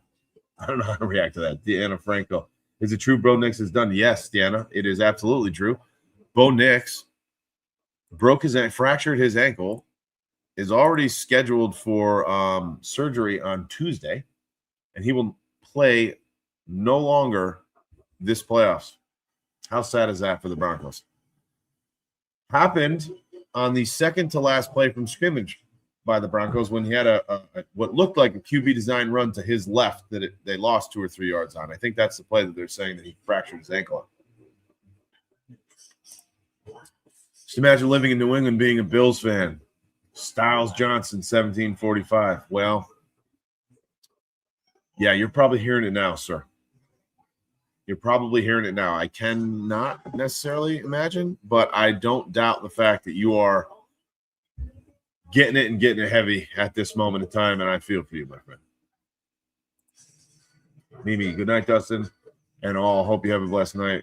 Love to all the beautiful people in Buffalo. Good night, Mimi. Thank you for stopping by, and pleasure to meet you. Warrior, I think there will be a serious discussion on Bean coming back next year. He didn't make a significant move at the trade deadline, and he doesn't do too much traditionally. You're right. And we did talk about that earlier just a little bit. That trade deadline, I think, was considered an absolute bust, if I'm being honest, by most. He should have made that deal with Waddle. It's just the bottom line. He should have made that deal with Waddle. If it's all real, and I think it's been verified and it's true, if the Miami Dolphins were willing to give Waddle in a trade for next year's first rounder, and they were not willing to accept 2027's first rounder instead, but they would have for next year's, and we said no, which is my understanding of what happened. Shame on Brandon. Absolutely shame on Brandon. What do you like? Is that like a, I don't want to say tough guy like he's in fighting terms, but Did you get them? Did you get them? Did you show them type of thing? You held on to your first round pick next year? Well, then you better come up with a stud, right? First round draft pick next year. You better come up with an absolute stud who's going to perform immediately, by the way. Not 2-3 years down the road, right away. That's what I would say to Brandon Beane. If it's all legitimately true, the fact that he didn't give the 2026 first round, but would have given the 27. If that is true, we better have some lights out, not even necessarily a wide receiver, but somebody lights out that's going to be almost Pro Bowl-esque immediately. That's what I would say to Brandon Beane. Amendment.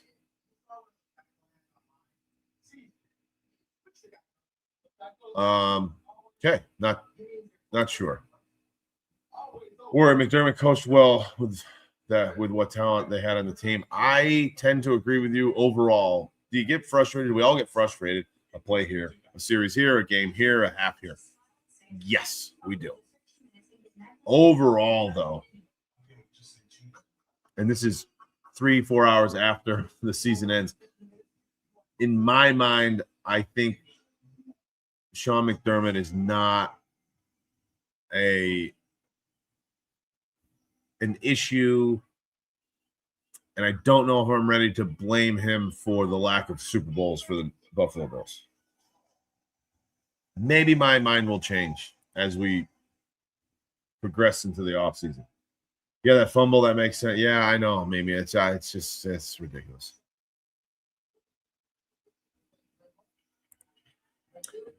Yeah, amen. Amen. Captain Rex, my buddy. Hell yeah, we got over 40. Hey, appreciate it. Yeah, man. Yeah, man. Good video here. You know, your team loses and people want to come watch you cry. I guess. Warrior, Josh still situationally does some head-scratching plays. Yeah, oh, yes, he does. Absolutely. Last season, I thought he turned the page as Brady honed in. Yeah, I know. He certainly went back to his old habits this year. Yeah, without a question. I think he threw, 12 interceptions? More fumbles than I'd like to count. And he was a little suspect, right? Very suspect tonight. You're absolutely right. You're absolutely right. Last year was a totally different look. Honestly, I think people had film on him. I think people had film on the Bills from last year, which they didn't have the year before because it was a totally different offense before or after Ken Dorsey.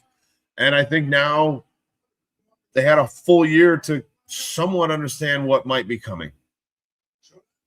Maybe I'm wrong. But the more film, the better, right? Doesn't mean you can pull them down and just beat them up all day because they still went 12-5. They still made it to the divisional round in the playoffs. You can't just completely shut him down, but you can slow him down maybe or try to force him into some things that he shouldn't be doing. And that's what happened. You're absolutely right. Oh, my God, wide receiver, it wasn't. Okay, not too sure. Sorry, Deanna, I don't know what you mean there. I think they wanted the game over because second game was being held up. Oh, my word, Jerry. Hence started forcing PI, which they basically do not anymore. I'm not a Bills fan, but still that was not cool. Plus the Cook's interception. Okay, so if that was actually the case, then I don't know what to say. But it just can't be. Can't be, right? It just no way. They want to leave because another network has a game that's about to start. I don't know about that. I don't think so. The Cook's interception wasn't an interception. Again, my opinion, my understanding. No, it's not. The PIs, one of them was not. But I don't think that's the reason, I hope. Worst officiated OT I've ever seen. This info, I think it was crazy. I can't believe the amount of flags that were flooding out into the field. 50, I think it was 51 or 53 yards on that one drive given to the Broncos based on penalties. Horrible officiating. Bills are still my team, 40-plus years. Deanna, good for you. Stick with them. Stick with them. At some point, it's got to happen, right, Deanna? It's got to happen. And we're so close, and that's the problem.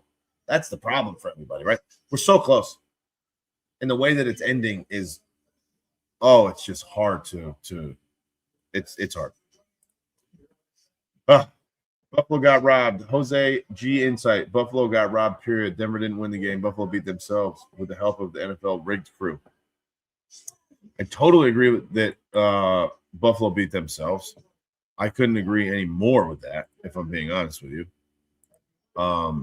But I think that at the end of the day, the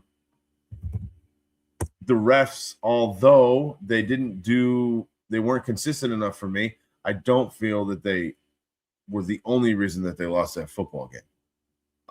For sure. But, such is life. We'll have to get through it and move on. The Buffalo got fleeced by the NFL. Could be. Mr. Comics, you gave my Broncos a great game, but it was well fought. Well, Mr. Comics, appreciate you. And good for Buffalo. I'm sorry, good for Buffalo. Not so much. Good for Denver. Good for Denver. And I will be the first one to admit, I don't want to say, I don't know if the word admit is correct.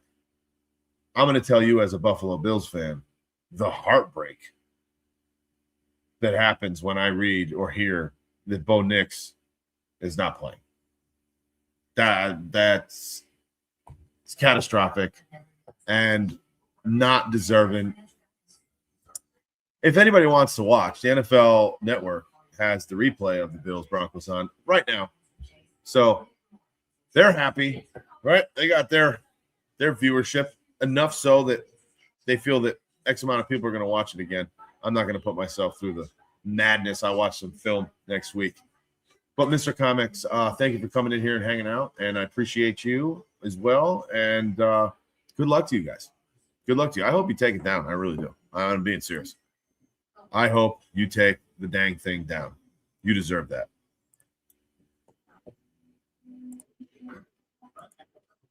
Now, this is the most important call. Yes. Jared Allen needs a receiver who commands double coverage. I like these guys, but okay. I mean, you can make that. You can make that case, no doubt. You can make the case that a true wide receiver one is needed, if for no other reason than to just garner double teams, open up someone else underneath, over the middle, get more even to Dalton Kincaid. You know what? I'm not going to go into too big of a rant here, but Dalton Kincaid needs to be targeted more. I know he's been injured as well, and Dawson Knox got his fair share, and he deserved it as well, but Dalton Kincaid needs to get 10 targets again. Sorry, not sorry. Dalton Kincaid needs to get 10 targets again. He's as good as a wide receiver as on that football team. He needs to stay healthy, but he needs to get targeted 100 times a game. I don't think you can throw the ball too much to him, if I'm being honest. He had a huge game tonight. Burrow has Chase and Higgins. Imagine that. Well, yeah, imagine that. But here's the thing. Burrow has Chase, and Higgins on that team, and that defense is the worst in the NFL. Because why? Not enough money to go around. When you pay people that much money on one side of the ball, collectively, there's not enough money to get any talent anywhere else. And that just goes to show that true wide receiver one, true wide receiver two, and a top-tier quarterback, they're not even sniffing the playoffs. That's kind of where my head goes when I say that I don't know about that wide receiver group. Is it that big of a problem? The Vikings, arguably the best wide receiver in the NFL, Justin Jefferson. Vikings, no playoffs. I think the Puka Nacua, along with Devontae Adams, I'll give you that one, 100%. JSN out in Seattle, who, just flashing now as a wide receiver one and a true, he's a stud. But he is in the playoffs and they're doing well. Most of these teams don't have a ridiculous number one that are playing football right now anymore, currently. Cortland Sutton is not a true wide receiver one. He's a good receiver. He's not one of the top elite guys that we would think of when we speak about that. Let's not go backwards. Did Bo Nix break his ankle? He fractured his ankle, yes. I'm sorry. I thought I answered your question. Yes, he did. Second to last play. He's getting maybe I'm just delayed trying to get to these comments. Wow. Oh, yes. Glad to have found blessings to you and looking forward to the next step. Likewise, thank you. Allen is the new Romo. Brandon, that's a little harsh, don't you think? Don't you think that's a little much? The next Romo and all of that. Come on. Don't put that on him. Come on, man. He deserves better than that. Allen does. Yes, film. Base at Allen isn't that good. Okay. I mean, I'll give you, he didn't play that good tonight. Anywhere close. Not even close. Brandon, the Cooks INT is weird. Ref should have negated the pass as incomplete instead of giving the advantage to a team. Well, the ball never hit the ground, right? So it's really hard to rule it incomplete if the ball never touched the ground. I say that even if they did want to give that an interception, shouldn't he at least been down by contact? I think he got up and ran the ball for 20 yards and progressed the ball 20 yards downfield or so. At the bare minimum, that's what I was looking for. How about the PI in Denver when he grabbed the wide receiver's arm? I know. That's Brandon Cooks also in the end zone. No call right at towards the end of the fourth quarter. Yet they call the one on Tre'Davious White, and this is kind of what I'm talking about. Consistency and timing was insane. I don't get it. Well, what changed your mind? Fourth quarter, overtime, I don't understand. That's my issue with the whole deal. Excuses for Josh chokes Allen. Tizzle Johnson. 27:05. No, not really. Obviously, you haven't been here in this show since the beginning. No excuses for Allen whatsoever. He did not play well tonight. Cook's play should have been a reception down by contact. At worst, 50-50 ball, which, well, you make a great point there, disinfo. A 50-50 ball, which is what that, I guess, could have been called, if anything, right? If not a catch. You're right. A tie goes to the receiver. So I totally agree with that.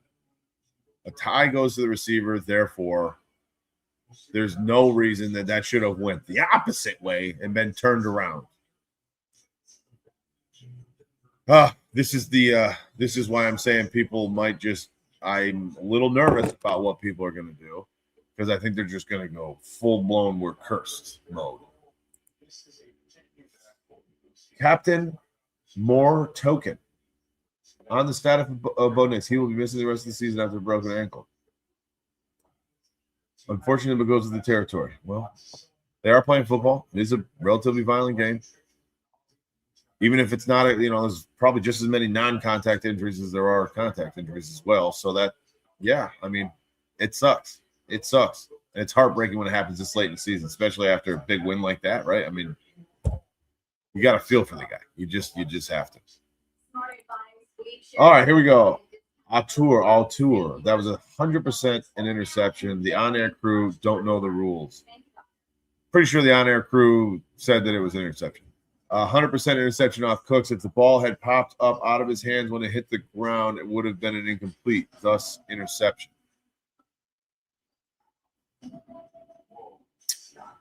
Okay, so I can see where you're going with the fact that if that ball, after they both fell to the ground, would have then popped up and landed 3 feet to their side on the ground, then it would have been ruled an incomplete. I don't know if that's what I'm saying. I know it's what you're saying, but I think if it popped out, then it should have been a live football. So I do get what you mean, 100%. But when you catch the football, you hit the ground, you're touched, tackled. It's an opinion thing at that point in terms of what do you have to do through the ground contact. How long after you connect with the ground? I mean, his shin knee area was down, then the butt. He obviously had possession.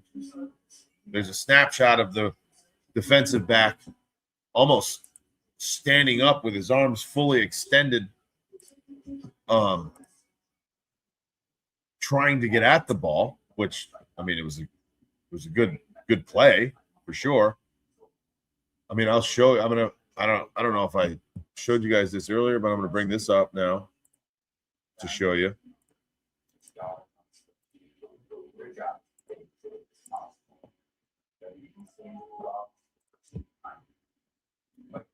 That to me,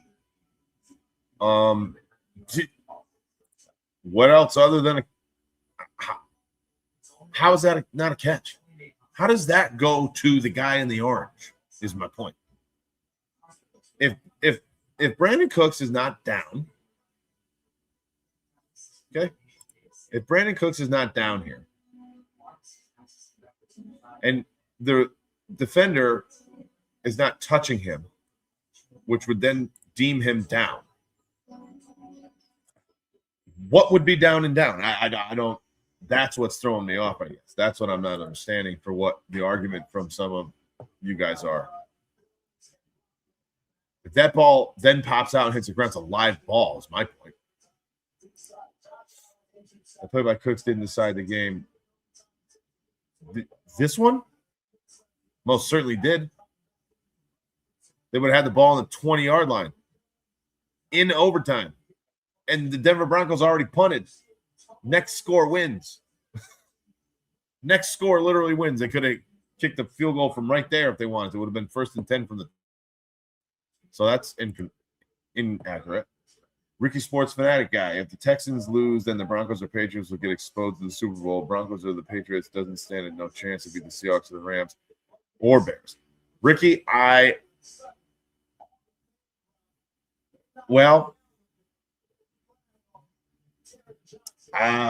I don't think that the Patriots beat either one of them. And the only thing I can see is if the Texans win,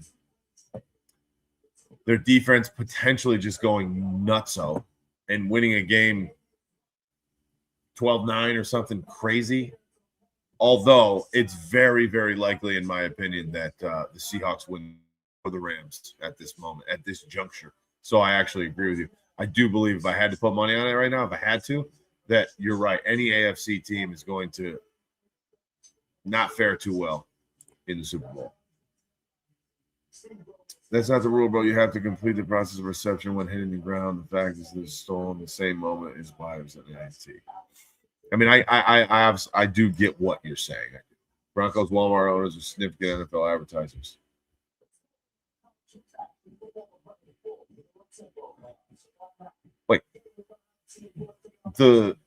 Wait a minute. Don't the Waltons or hold on. Oh my God. I didn't even realize it. You're absolutely right. Don't start on that disinfo. Don't start me down that rabbit hole, my friend. Don't do it. Hitting the ground does not make it a reception. You have to complete the process. I understand, and that's my point of tour. What's the process? You got to hit the ground, roll around for 3 feet, or is it 6 inches? What's the process? That's my point. Nobody knows. Nobody knows what the process is, nor does the replay crew, these fictitious people, these lollipop kids that are in some room somewhere. Nobody knows the process. So, therefore, what is the process? You put it in parentheses because I don't think that you know either. And this is nothing against you. I'm just saying that no one does. Complete the process. Of what? Hitting the ground? Again, what is the process of hitting the ground? Rolling around? Sliding for a few feet? Getting up? Certainly can't be getting up, right? That's my point. That's my whole point. If you're down and you're touched, you don't need to complete the process in order to be downed. If you dive, catch a ball, and somebody hits your foot while you're diving, before you even touch the ball, you're considered down in the NFL. So what's the process? That's my argument here.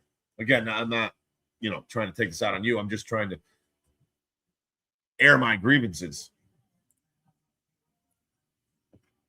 Oh. This info saying the same thing. I agree with this info. He's my guy, Dalton. He's a stud, and he needs more targets. I think next year needs to be an enormous focus on Dalton Kincaid, getting him healthy and getting him all the targets in the world. I don't know why the Bills didn't utilize 2-3 tight end packages. Usually play after keep the run game going. You heard a wide receiver. Well, they did. They did run a decent amount off the top of my head of 12 and 13 personnel. Play action they were using. I can remember a couple of I think play action was decent. Definitely banged up at wide receiver, no question. McCole Hardman, 1 catch, 4 yards, big touchdown in the beginning of the game, but didn't get much out of him, obviously. I don't even know if Curtis Samuel got a target. Did Curtis Samuel even get a target? Oh, we got 3 targets? Well, it might have been bad. Oh, well, the 1 interception we talked about. Yeah, we knew that. 1 catch for 2 yards. Hardman, 1 catch for 4 yards. Yes. Coleman, 1 catch for 10 yards. Did score a touchdown. Brandon Cooks, 6 targets, 2 catches for 20 yards. Dawson Knox, 3 catches for 32, and Dalton Kincaid, 6 catches for 83. 115 yards and a touchdown on 9 catches for the tight end group. It's a strong day. I don't even think that they started targeting those guys until almost damn near the second half, the tight end crew. We were screaming it in our live. Did the Texans beat the Patriots? Okay, the Texans beat the Patriots, and the Texans will be a better matchup for the Bears or Rams or Seahawks. Exactly my point. That's what I meant earlier, a few seconds ago. You're absolutely right. I agree with that.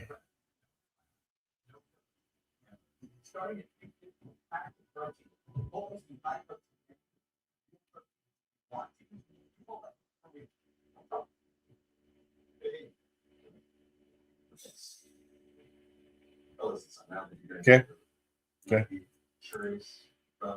Bill should have utilized tight ends and run game to complement each other. Josh can make a deep throw.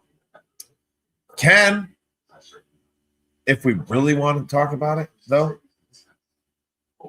it's late. It's 12:51. I got to go to sleep. I'm tired. If we really want to talk about that, Josh Allen underthrew Brandon Cooks on this wide receiver call that we're talking about.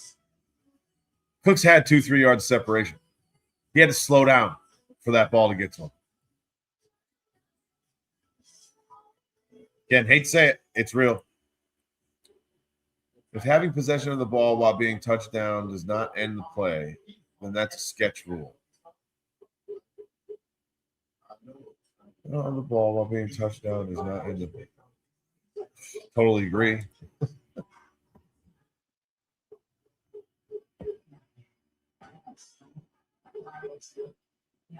Yeah.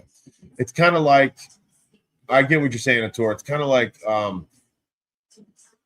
making a football move on your feet when you're not on the ground, right? The receiver catches the ball, they turn up field, then the ball gets knocked out. The question always becomes, did they make a football move? Did they take a step? Did they react? Did they shift the ball to another hand? Did they try to juke someone? Did they try to spin? Yeah. What the hell's a football move, right? I mean, we all kind of know what it is, but it's very vague. There's a lot of an interpretation, right?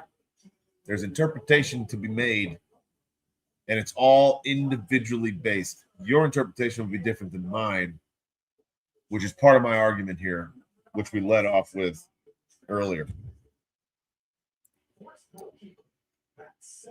I feel like yeah, right. No, you're right. I'm not trying to get into you guys' conversation, but I'm agreeing with what you're saying. It's nuanced for sure, but essentially, yes, you have to hit the ground and half tuck roll.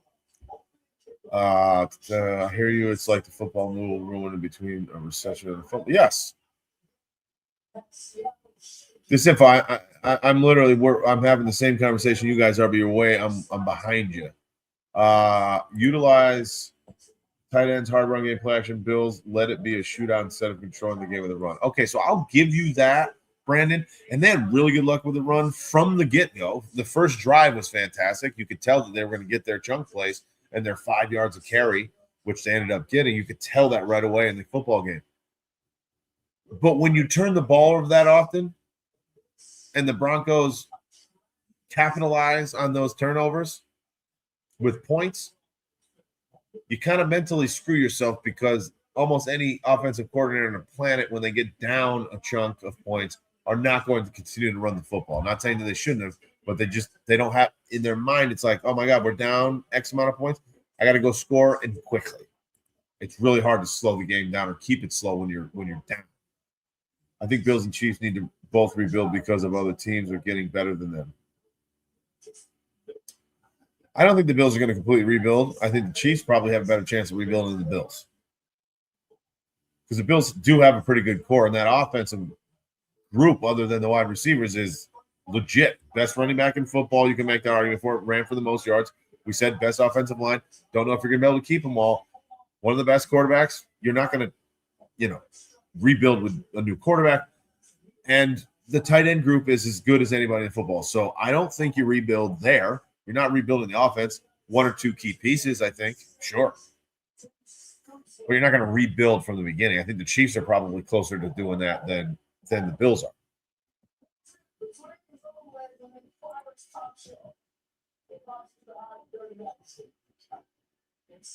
No. I mean, I don't know, Atur, if that is for disinfo or myself. No, maybe I kind of did verbally, audibly. I do understand what you're saying, and based on the depiction, I guess, of the rule, I get what you are saying. But I guess my point is, and I got literally like in trouble, and I'm very surprised because I don't have that many followers or anything here, subscribers. But earlier I was showing a replay, a video, and my video got like taken down. This live kind of got suspended. So I don't want to show the video again. My point is, but you have to, this is still going to be opinion based because in my opinion, if a receiver catches the ball and literally slides on the ground, that is a roll. That's the same thing. You're sliding. That's my opinion. And do you have to wait till the end of the slide? Like this is where it becomes all opinion based, depending on whoever it is with the flag in his hand. No, defender didn't have anywhere close to possession at the point of this photo that I have here that I put up on Twitter. There was no play action. No, well, that's not true, Brandon. They ran some play action. They absolutely did. Brandon Cooks had a 26. James Cook had a 26-yard reception on play action. I remember it.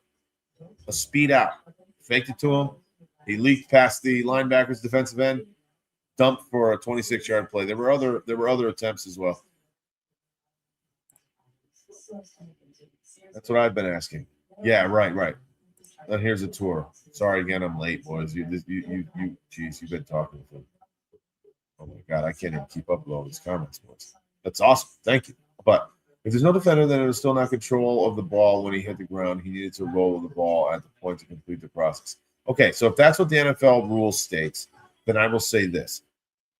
Maybe they did get the call right. Again, I'm not taking that stance right yet. Again, I'm also not saying that you're lying. But if that's the rule, then why do receivers, when they go to the ground, why don't they immediately roll like an alligator? I don't see that happening. And if that was like a nuance to the rule, then I literally think that we would see receivers, and maybe we will next year after this nonsense. My opinion, I think we'll see them catch the ball and just roll like a crocodile or alligator once they get their mouth on something. That death thing, that death roll. Why not? Then play's over. You get a half a roll, it's over. I don't know. That's a little wonky for me. Maybe Cooks would have to stand on his head to be down. That's what I'm saying. And I'm not laughing at you, Atur. Please don't take me laughing at it. This is kind of where I'm going with it. Me and Disinfo here, I think we're on the exact same page. Like, what the hell kind of rules? If that's the actual, verbiage within the rules, then that's nonsense, and that needs to be addressed. Yes, it would have to be a little ways in the same never touch the ground until it touches the ground. Play goes on. The rule says open for abuse. Walton's or Walmart. Yeah. I know. I just looked it up here too. I can't believe I didn't even realize it. But I said, don't get me going, brother. I have to take another look at Calvin play. James Cook should have gotten 25 touches. James Cook. Well, James Cook had exactly 25 touches.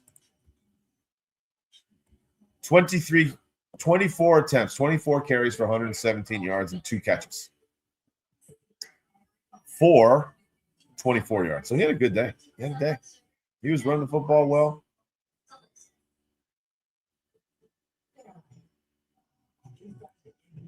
Sarah, I know a lot of people want McDermott out. Who could we possibly get to replace him? Has a good chance of doing better. Well, I don't think that we're going to replace him.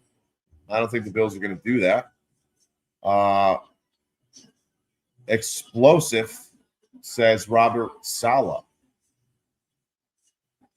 I think if the Buffalo Bills replace their head coach, I don't feel that they're going to go to another defensive-minded coach, to which Robert Saleh obviously is that.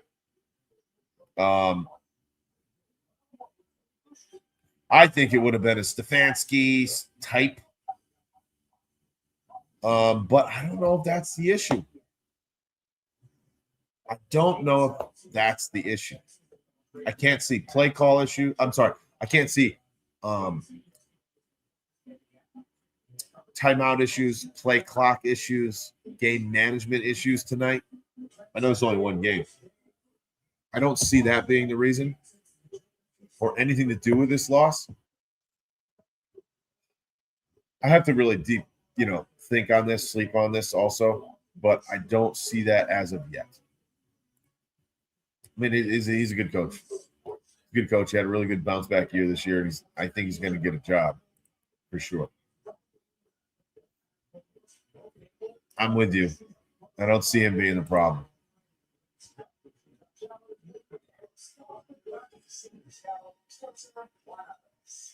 Analytics? Do I not know what that word means? Sorry, I don't. You're too smart for me, bro. We're all different football moves. Yeah. Stand on your head to be done. Yes, that's correct. Calvin actually had the ball palmed and threw it on purpose, and they said that was not a football move, and how we got here today. Had the ball palmed and threw it. Threw it? When he was trying to catch the ball?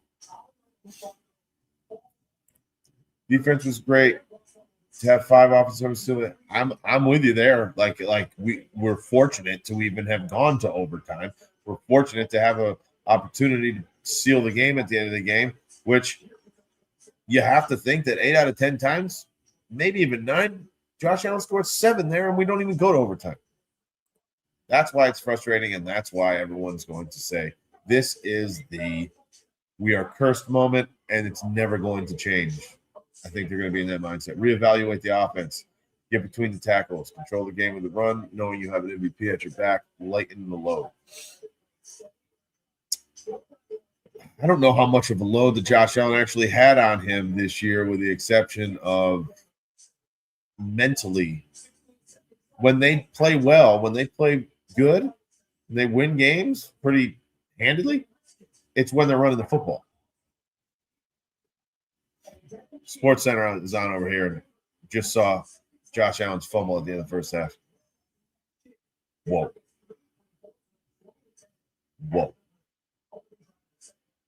Opening drive, second half. Yeah, sack, fumble. That was another one. They scored off of that too. So that was another field goal. I think it's 16 points off of turnovers.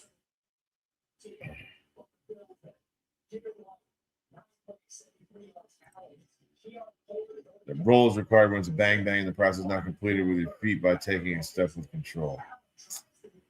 I hear you. I don't know. I'm uneasy about that. PI calls. Rubber the passer call was addicted. The refs decided this game, and it's sickening. I'm sick too. I'm not saying they decided it, but I am sick. Ricky, sports fanatic guy, you got a cool channel, man. Much to say. Well, I appreciate you, Ricky. Thank you, man.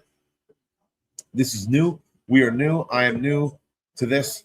About 2 months-ish, roughly. What a throw to Dalton Kincaid and Corey Enzo, by the way. That's where Josh Allen comes into play. Thank you. Yeah, a couple months. We're just new. We're trying to figure this thing out. I don't. Somebody was asking earlier for a way to call in when we're doing these live things. Now, a friend of mine that I do, I go on his channel every once a week on Wednesday mornings. His name is Dan Mitchell. Has the ability that he has people calling in live to just like a radio show would do. That'd be cool as hell. I don't know how he does it. I got to ask him, because someone actually earlier tonight was asking to do that. They said, hey, let me call in. I'm totally open to that. I would love to do that. I got to figure that out. So subscribe, and hopefully we can get into that, and you can call in, and we can have some good conversations. You lose McDermott, you lose an up in your face, tough and gritty defense. Yeah, no, I mean, McDermott is a defensive mind. He's quite frankly a genius. And the disguises, I mean, Bo Nix, minus those balls that he just throws up into the air. Yeah, Josh Allen underthrew Brandon Cooks. Let's not forget about that. If that ball is not ridiculously underthrown, there's no chance for this interception. He probably would have caught it and ran into the end zone in overtime, walk off. Seriously, that we're going to go back, and that should be the narrative. That ball was underthrown. Yeah, the disguise that he put on Trevor Lawrence last week, and quite honestly, Bo Nix again today, because again, other than those 26 and I think 30-yard just straight up into the air balls against fourth and fifth string safeties that he threw for touchdowns, which would probably amount to 55, 60 yards. He had an average day, not a great day through the air. So the defense is not the and especially the defensive secondary, who has been lights out second half of the year, and the rush defense got a whole hell of a lot better. And the Broncos only ran the ball for 70 yards today as a team. Sometimes they are. You are absolutely right. Instead of giving him a TD, they said it was going to because toss the ball. All one of those deal like to the ref, or I see what you're saying. Yep. I think I remember that actually. I do, kind of like the tuck rule with Brady. That's another one that basically changes the rules. The Lions then pushed the NFL on the call, and that's how we got the process rule. Got it. Yeah. Okay, I'm remembering this actually from years ago. Calvin Johnson, first of all, want to talk about wide receiver one. If the Bills could sign Calvin Johnson, 27-year-old Calvin Johnson, you give away whatever you need to get that player. I also wanted to say that if the Texans lose, I will pity the Patriots. And it will be bittersweet because Patriots will get exposed in the Super Bowl, but you hope the Texans win. Okay, so do you think the Texans? How about that? If the Texans beat the Patriots, then we have a backup quarterback with the number 2 defense on the planet playing C.J. Stroud with the number 1 defense on the planet. Who wins that game? Who wins that game? Literally in Denver, backup quarterback against C.J. Stroud and the Houston Texans. That would be, honestly, that'd be a hell of a game to watch. I know there wouldn't be a ton of offense, clearly, but that'd be a fun game to watch. Man, that could happen too. That's honestly, that's a possibility. That could happen. Frosty, am I in the minority of not putting the blame on Joe Brady? Not on this channel. Not from me. You're not in the minority. I'm not blaming Joe Brady. Are there times that I've screamed that Joe Brady pissed me off throughout the year? Yeah, absolutely. Without question. But am I blaming him for what, like this loss tonight? Like, is that what your question is? Because if that's the case, absolutely not. Joe Brady might be gone. Joe Brady might be a head coach somewhere. I think he's got a couple of interviews lined up already. He does. He might be gone. We might need to fill that role. And not because they're getting rid of him. Excuse me, but because of the fact that he's moving up. That's a real thing. Texas defense, but if the Texans want to win, it'll come down to the Texans offense. It'll come down to CJ Stroud making the plays. Yeah, I absolutely. And at this moment in time, Ricky, I don't think that I can trust the Texans offense and CJ Stroud to put up more points than the New England Patriots, even against their defense. What do you feel? If we have a vacancy at OC, I think that is a possibility, Sarah. I really feel that that's a possibility. And if that is the case, and that does happen, then we have even a better shot, I think, of getting Jalen Waddle still this offseason to come on over here with Mike McDaniel. He's a very smart offensive mind, Mike McDaniels. Is it time to move on from McDermott? I don't think so. Not me. Bills need a lot of things to address. We need, yes. You're absolutely correct. You are absolutely correct. It's crazy. It's crazy what we're dealing with. And at the end of the day, we started, how do we say this? We started out thinking, I did at least, and the majority of people did, thinking that this year was going to be the year. We were 4-0. Won 4 games. Almost no one else was 4-0 at the time in the NFL. A few weeks after that, we were like, oh, shit, are we even going to make the playoffs? And the whole last year, everybody eats thing. Everybody gets targets. Spread the wealth. Spread the love. Run the football. Do all these other things.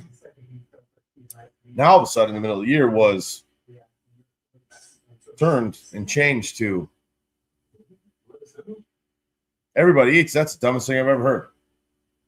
Sorry, I'm just being distracted here by Dean Dawkins getting very emotional when a reporter told him that Josh Allen said that he felt that he let his teammates down today while he was crying. And then Dean Dawkins heard that he said that and he started crying. Which, you got to love that in the locker room, right? These guys really love each other. What are we talking about? And literally, so everybody eats was no longer a thing, and everyone's mad about it. We need a wide receiver 1, and this and that, and there's no way we can continue to do things this way. Everybody knows it's going. But then, coming down the stretch, they start to win football games again. They score 28, 30, 35, 40 points a week. Then they make the playoffs. Then they beat the Jacksonville Jaguars. Nobody cares about everybody eats anymore. Because it works for this roster. It works in this locker room. I just think that it's very easy to jump on the narrative during losses and after losses, I should say, and then get right back on it during wins. That's all. Yes, we have things to address. How about this? How about just figuring it out at the right time? That's the most important thing. Figuring it out at the right time. Quite honestly, we can go back to a million different things. We can go back to Miami. Let's talk about this for a moment. If we beat the Miami Dolphins both games, that game that we lost to them in Buffalo, I forget what week it was, 12, 13, something like that. If we beat the Miami Dolphins, we would have been the 2 seed going in the playoffs this year. We would have had a better head-to-head tiebreaker than the New England Patriots. And we would have had the 2 seed. And home field event, we would have had, I don't know how the rest of it would have looked, of course, like who we would have played and all that, but we would not have gone to Jacksonville and then had to go to Denver.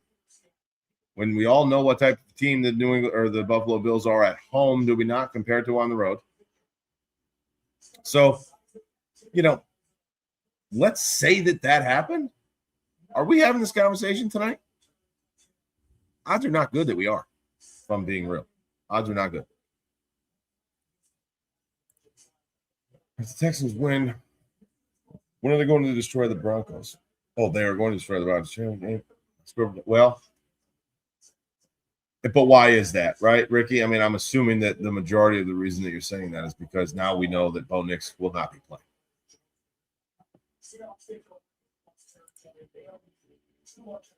Don't ever compare Allen to Mahomes ever again. Ever. I love this trolling account. It's 13 seconds. And 13 seconds, let me ask you a question. Have you ever once heard me compare Josh Allen to Patrick Mahomes? I know the answer. And the answer is no. Because I never have in my life. And I definitely haven't online where you can bring your receipt. Lot of missed tackles. He obviously came up with some real big plays throughout the year. I can remember one specifically against the Pittsburgh Steelers, sack fumble against Aaron Rodgers. First play of the second half, I think. Christian Bedford picked that ball up, ran into the end zone. some big plays from Joey Bosa. He's old in football sense, and he's banged up, and he missed quite a few tackles. He made some really big plays, though. So if he can stay on this team for cheap, I say keep him. Really not sure what to make of the Brandon Cooks fiasco play too. Yeah, I think we've talked it to death, and I don't know. We'll never really have an answer. An observation after the season, Lamar Jackson, Jalen all way down with RPO play, proving the mobility myth as how you get to a Super Bowl.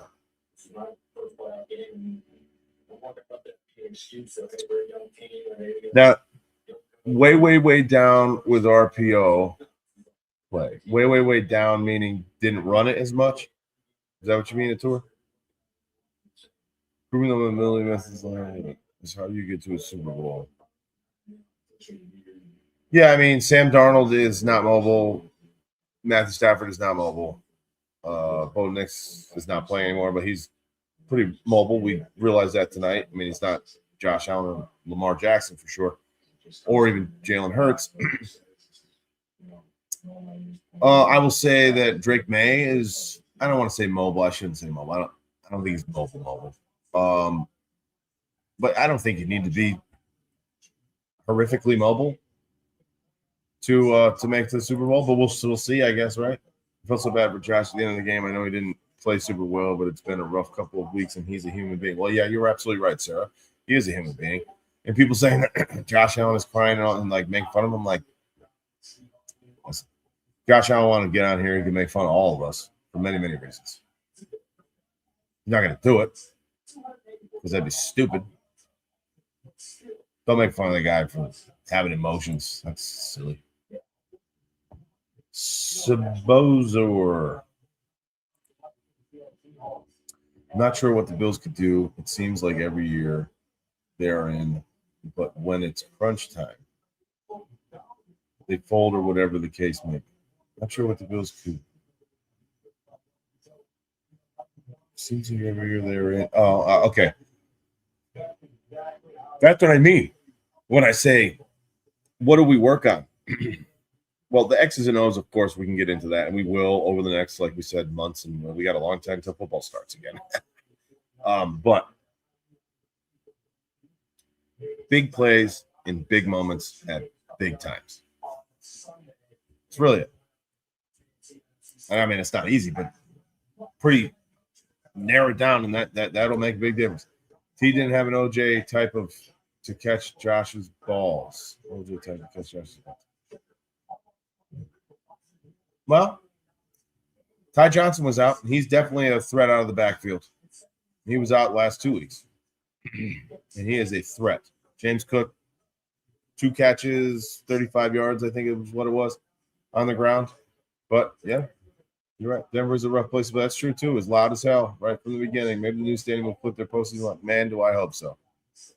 How about Bill's organization tells the team no new stadium until you win the Super Bowl? Dangle the new stadium as a carrot to win.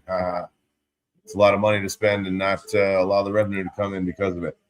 The stadium's already up, by the way. I assume that either the Texans or Patriots going to the Super Bowl. I would have to, at this point, definitely assume as well. Seems like such a waste for the Broncos to squeak out a win, only be down to QB. Now, I tend to agree with you, and that sucks. I mean, you can't blame them, but, man, does that suck. Of all the losses of Josh Allen's era in the playoffs, where does this one rank? Josh Allen is going to get so much heat for this game publicly. The Josh Allen is going to prove us something as a all-time great or not. He's probably going to want to quit football, a part of him, in the next few days, even weeks. Based on the feedback that he's going to hear, I hope he doesn't even turn the TV on. I hope he doesn't look at social media, which he doesn't really do social media anyways, I don't think. I hope he doesn't see anything because he is going to get lambasted. I guarantee it because he played poorly. And this is going to go down, not coming from cold front here necessarily, but this is going to go down as his worst loss, because in his other losses, for the most part, he's played pretty much damn lights out, especially the losses to Patrick Mahomes. He's played almost mistake-free and huge numbers and put his team in the situation to win. Not tonight with 4 turnovers.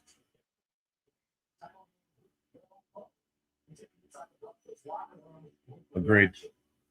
And there's a very good chance that CJ throws interceptions. For sure.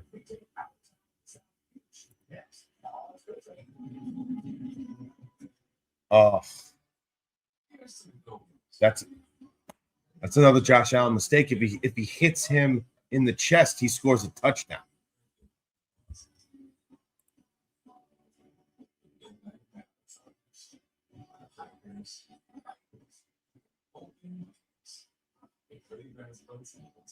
Yeah.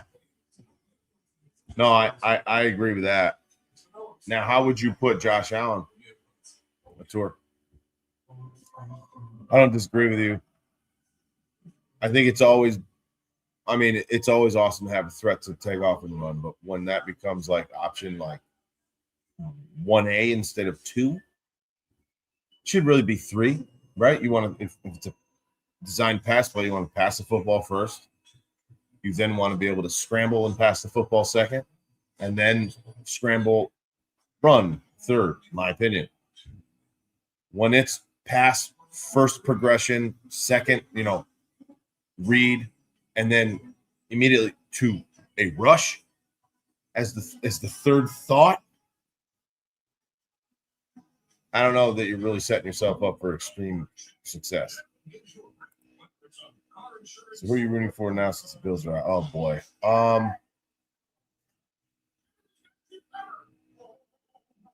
actually got a lot of love for the Broncos, I think. And I'm really upset that Bo Nix is out. But I like that franchise. And I like their defense. I like the way that they played. Even though they just beat the shit out of us, I definitely obviously don't want the Patriots to win. I'm not a Texans fan. I don't like the Texans. I'm a big Matthew Stafford fan, though, so I wouldn't mind seeing the Rams win. I know they just got one a few years ago. Seahawks wouldn't mind me. I know Sam Darnold. I'm sure Josh Allen wants Sam Darnold to win because I think those guys are really close. Actually, probably more so now that Bo Nix is out, I want to see the Broncos win. Love to see that story. How cool would that be? Backup quarterback comes in the AFC Championship, goes to the Super Bowl, wins it. Classic reputation to keep it clean to the Super Bowl, yeah. All right, everybody. This is going to have to do it for me. It is time to go to sleep. I am tired as hell. Hope fun was going to be the one that could really kill me. Yeah. I know. Got similar instinct and think and can't lose out. Yeah, I can't close out there. He did it last week, right? He shows signs. It's got to be like 98% of the time, though. He went 450 yards of offense. Such a pity win for the Broncos. I don't know about that.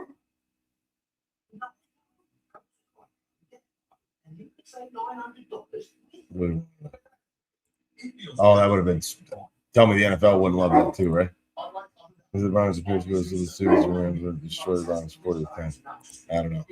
All right, folks. I appreciate all of you. Appreciate you hanging with me. Thank you. It's way too late for me now. Listen, we're going to be staying with it. We're going to be getting into off-season moves, salary cap, contracts, some X's and O's, what we need. Then we'll get into the draft. We'll probably be live for some more playoff games here over the next couple of weeks. But appreciate you. You can hear that dog.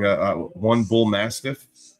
And outside, we have 2 livestock guardian dogs that are Great Pyrenees.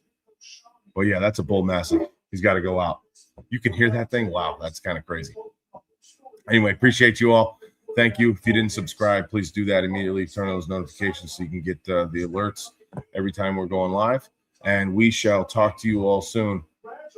Bills are done for now. That's okay. All good. Have a great night, everybody. Cold front.